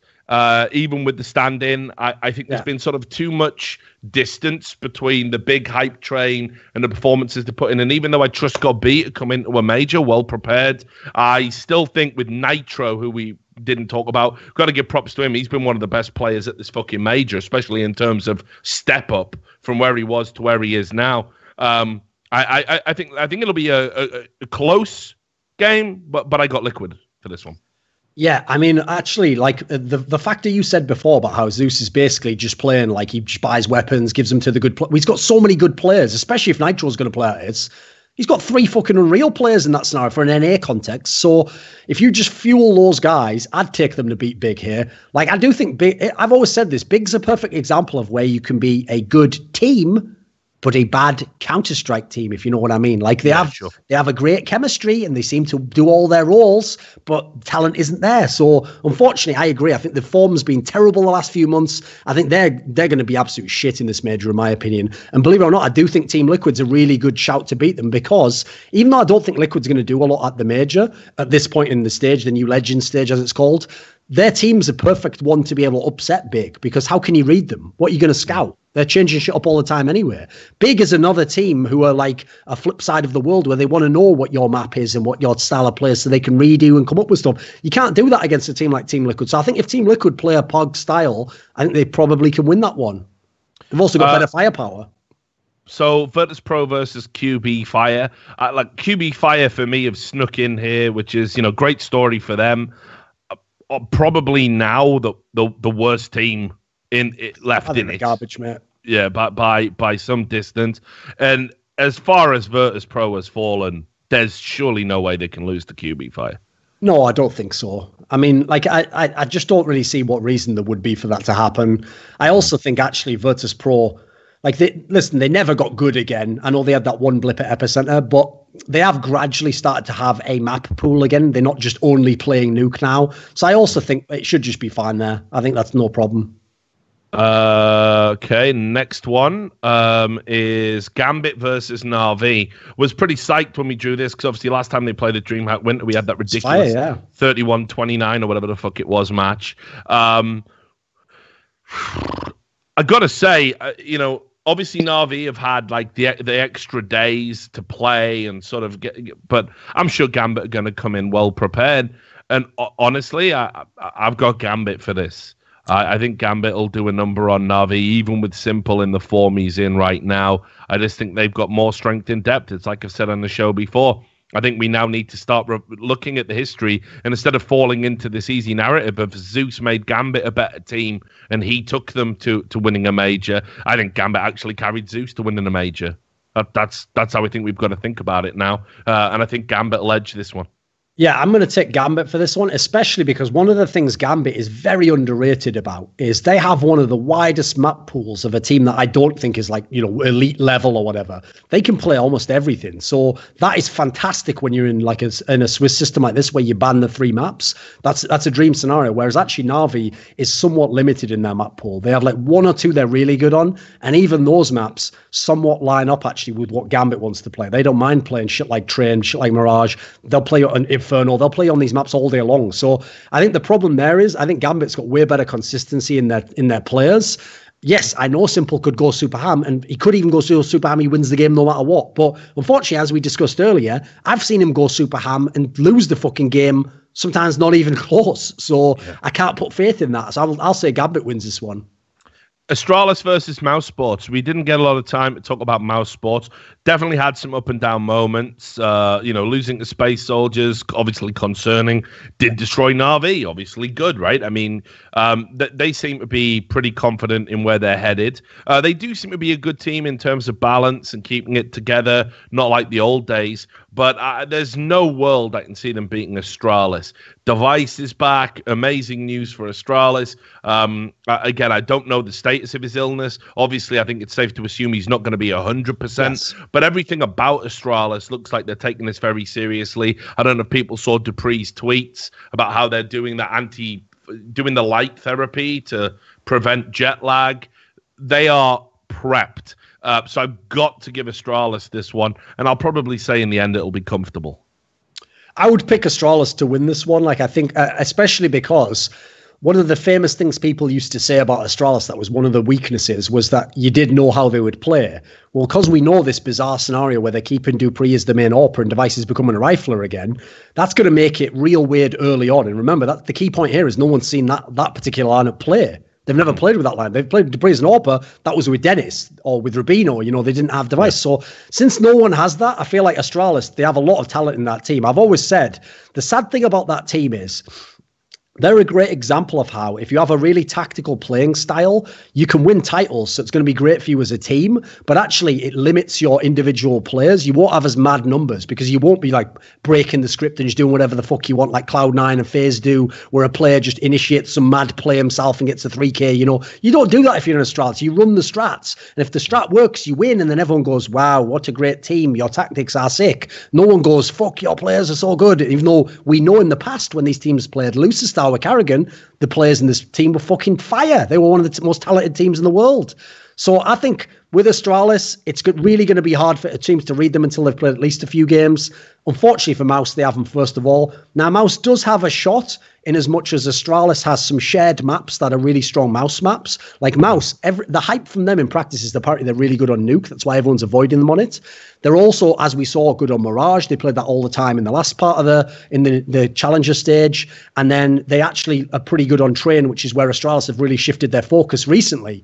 So for me, if I'm Astralis, the key thing here is I think Astralis will win anyway, but I think they'll make it a lot easier if they try and shift the veto and get to something like an overpass, get something along those lines. I think they'll have a better chance. So it all depends whether Astralis kind of gives them an in and says, well, we think we're better on a map you're very good on. That's where I think Mouse gets their chance to win this one. So North versus Vega Squadron is next. I'm going to be probably controversial here. Bold, come on. Yeah, I'm going to take Vega.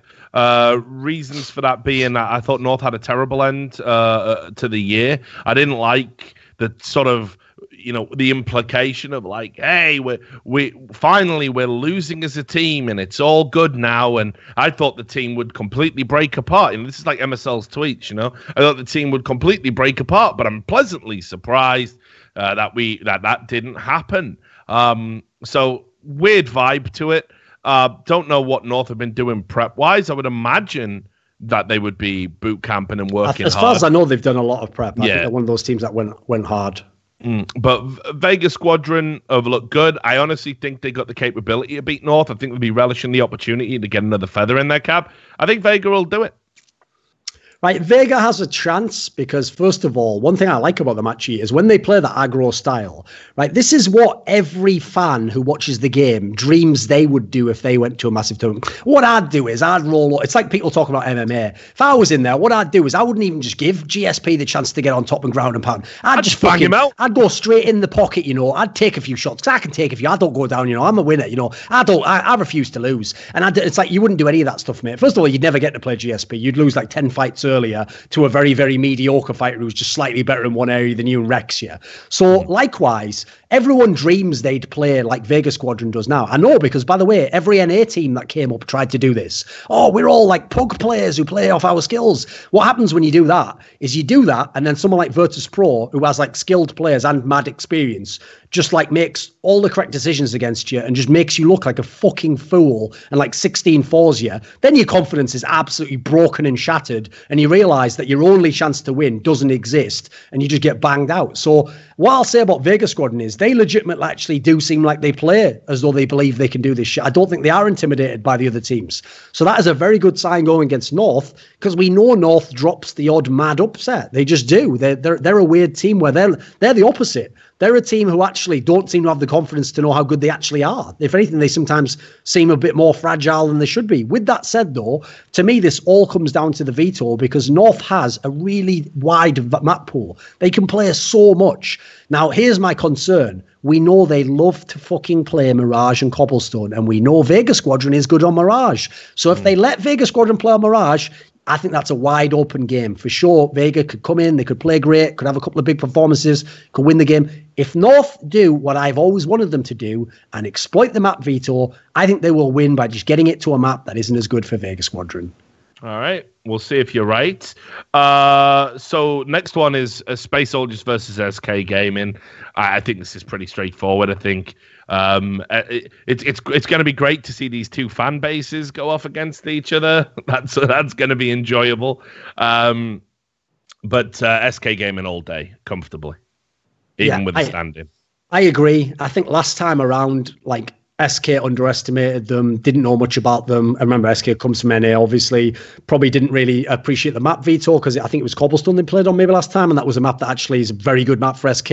It's like a classic example of what you don't want to do if you're in these like best of ones, is you don't, as I've just been stressing now, if you're the better team and you really do have a wide map pool, just flex the map pool and make it a map that's not that good for them. Why give them like a puncher's chance and be like, but I'm better than them on this map? Yeah, but if you're a 9 out of 10 on that map and they're a 7.5, you can see how if you have a bad game and you go down to a 7 point, well, then they can beat you, can't they? It's logical. Whereas if they're terrible on a map, they're not going to improve overnight. So for me, this is more about that again. I think SK, thanks to the fact they lost them at Cologne, should come in prepped, should know about Space Soldiers. They've had time to watch. I think this should be a clean win for them. It shouldn't be any kind of upset again.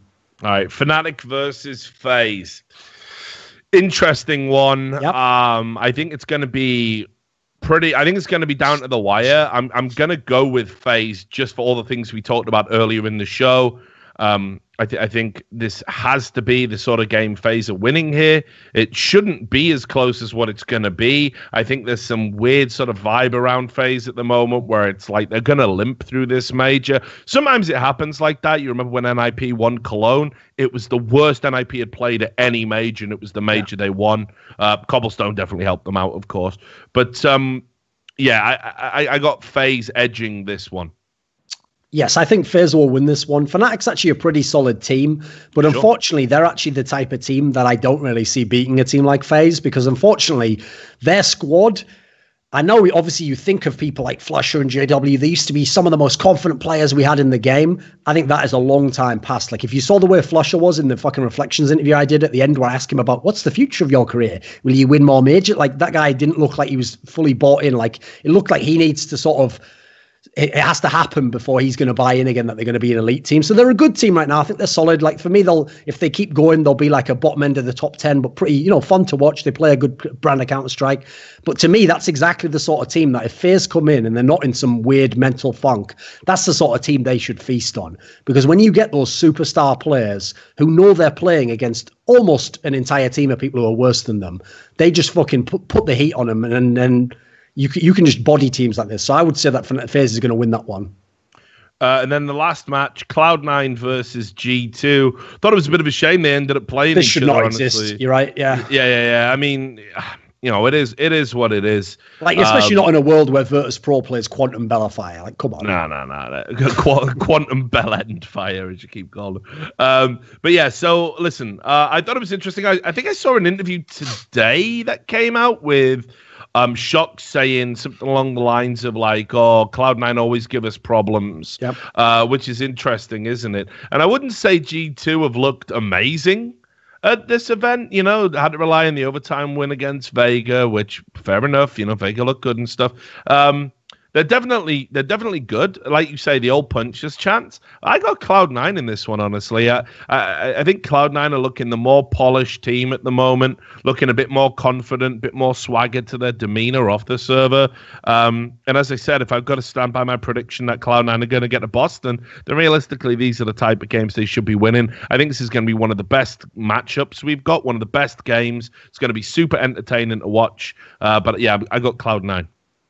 Yeah, I think this will be one of the best. Might even be the best game in the first round, because what's good is this is like a matchup where it's going to be like a complete slugfest. Are they going to force by all over the place? People are going to get mad pistol kills and get back in rounds. People are going to win 1v2s, etc. We've got Kenny S, obviously. This is a pretty good matchup in terms of skill. The problem I have with this one is, to me, they're so different in terms of form, though. G2 is the team where their form is outrageous. I don't think there's any team right now in Counter-Strike that has as high a ceiling but as low a floor as G2. Like, G2 could go out in this phase of the tournament, or they could go to the final of the tournament and maybe win. That really could happen. Whereas Cloud9, for me, the downside of Cloud9 is I think they're actually fucking really consistent. They tend to always beat the people below them, and then for some bizarre reason, they get their heads smashed in by the teams above them. So the thing is, I would say, on average, I'd agree. I'd say like I would say this is like 55-45 to Cloud9. But this is one of those ones where I'll go with intuition, and I'll say I think G2 will win it. Interesting. So that's our first round predictions. Quick little shout out just at the end of the show, because we are going to wrap up here. Just to say that we did once again, thanks to our awesome 426 patrons, get back to the promised land of $2,500, which is where we like to be. Very much Thorin bathing in the money at the moment. Got his own Patreon now, of course, as well. Just loves it. Lives just been inspired, haven't I, by the gratitude of the fans. I love it. Love the fans. Well, here's the thing, actually. It's weird, Rich. It actually has sort of made me realise that this is why I said it like at the end of last year. I think I actually took the wrong tack with fans sometimes. Like, a lot of the time, it was just people who harassed me first, and to such a ridiculous degree, I thought, well, fuck these guys. I'm just going to wreck these guys as well. But in doing so, I probably did focus too much on the very vocal, super minority of fans that are the cretins who do all that shit. Like, even Brazilian fans, I guarantee it's still like 5% of Brazilian fans who are the cunts on Twitter. But I didn't realise, because obviously I never had any way for fans who actually like my work, beyond them just saying, good interview. I had no real way for them to communicate with me or ever support my work. So I actually didn't really know if people were that into it. So actually doing this show was one of the things that made me realise there is a base of people out there who are cool people who just vibe with our shit and who were like, yeah, of course I want to support this. And yeah, that's actually cool. It's kind of changed my mind to some degree about fans. Well, but who knows? Maybe you can start hashtag fan love. I should find good fan comments and do that. I'll still bang on the shit fans, though. Don't worry about that, guys. Of course. So big shout out to all of you for that. We now are going to read the patrons that have given the incredible amounts of money. So that's $100 plus patrons: Mateus Pietkowski, Chris N. Wynn, Jerky's Minion, and Detlef Insomniac. Then our $50 patrons. Remember as well, if you're a $100 plus patron, you do get to ask a question every show. People don't really take us up on that. That's fine. I guess it means we're answering them by accident almost. Anyway, the $50 patrons are Funky Boy, Sadsawar, Petram Thorinson, COWO, Carl Oscar Garcia Firm, Humongous Watt, Daniel Plamenov Yodnov, Nastradamus, Marcus Kiyunpar, Keith Miller, Benakagi Assassin, and William Southern. So there you have it. That was our major special for By the Numbers. We're going to see if our predictions are right. I start work bright and early tomorrow. Can't wait for that, where Nothing's going to be joining us on the desk. Shout out to Duncan. That's half the problem, isn't it? Oh, right, you meant the player Nothing. My mistake. All love. All stomachs. You're a ruthless little cunt, Duncan. I'll give you that, but I got no time for grasses. Anyway, we're going to end the show there. Thanks a lot to everybody who tuned in, all 3,000 of you. We'll see you on the next episode at some point during the major. Until then, take care.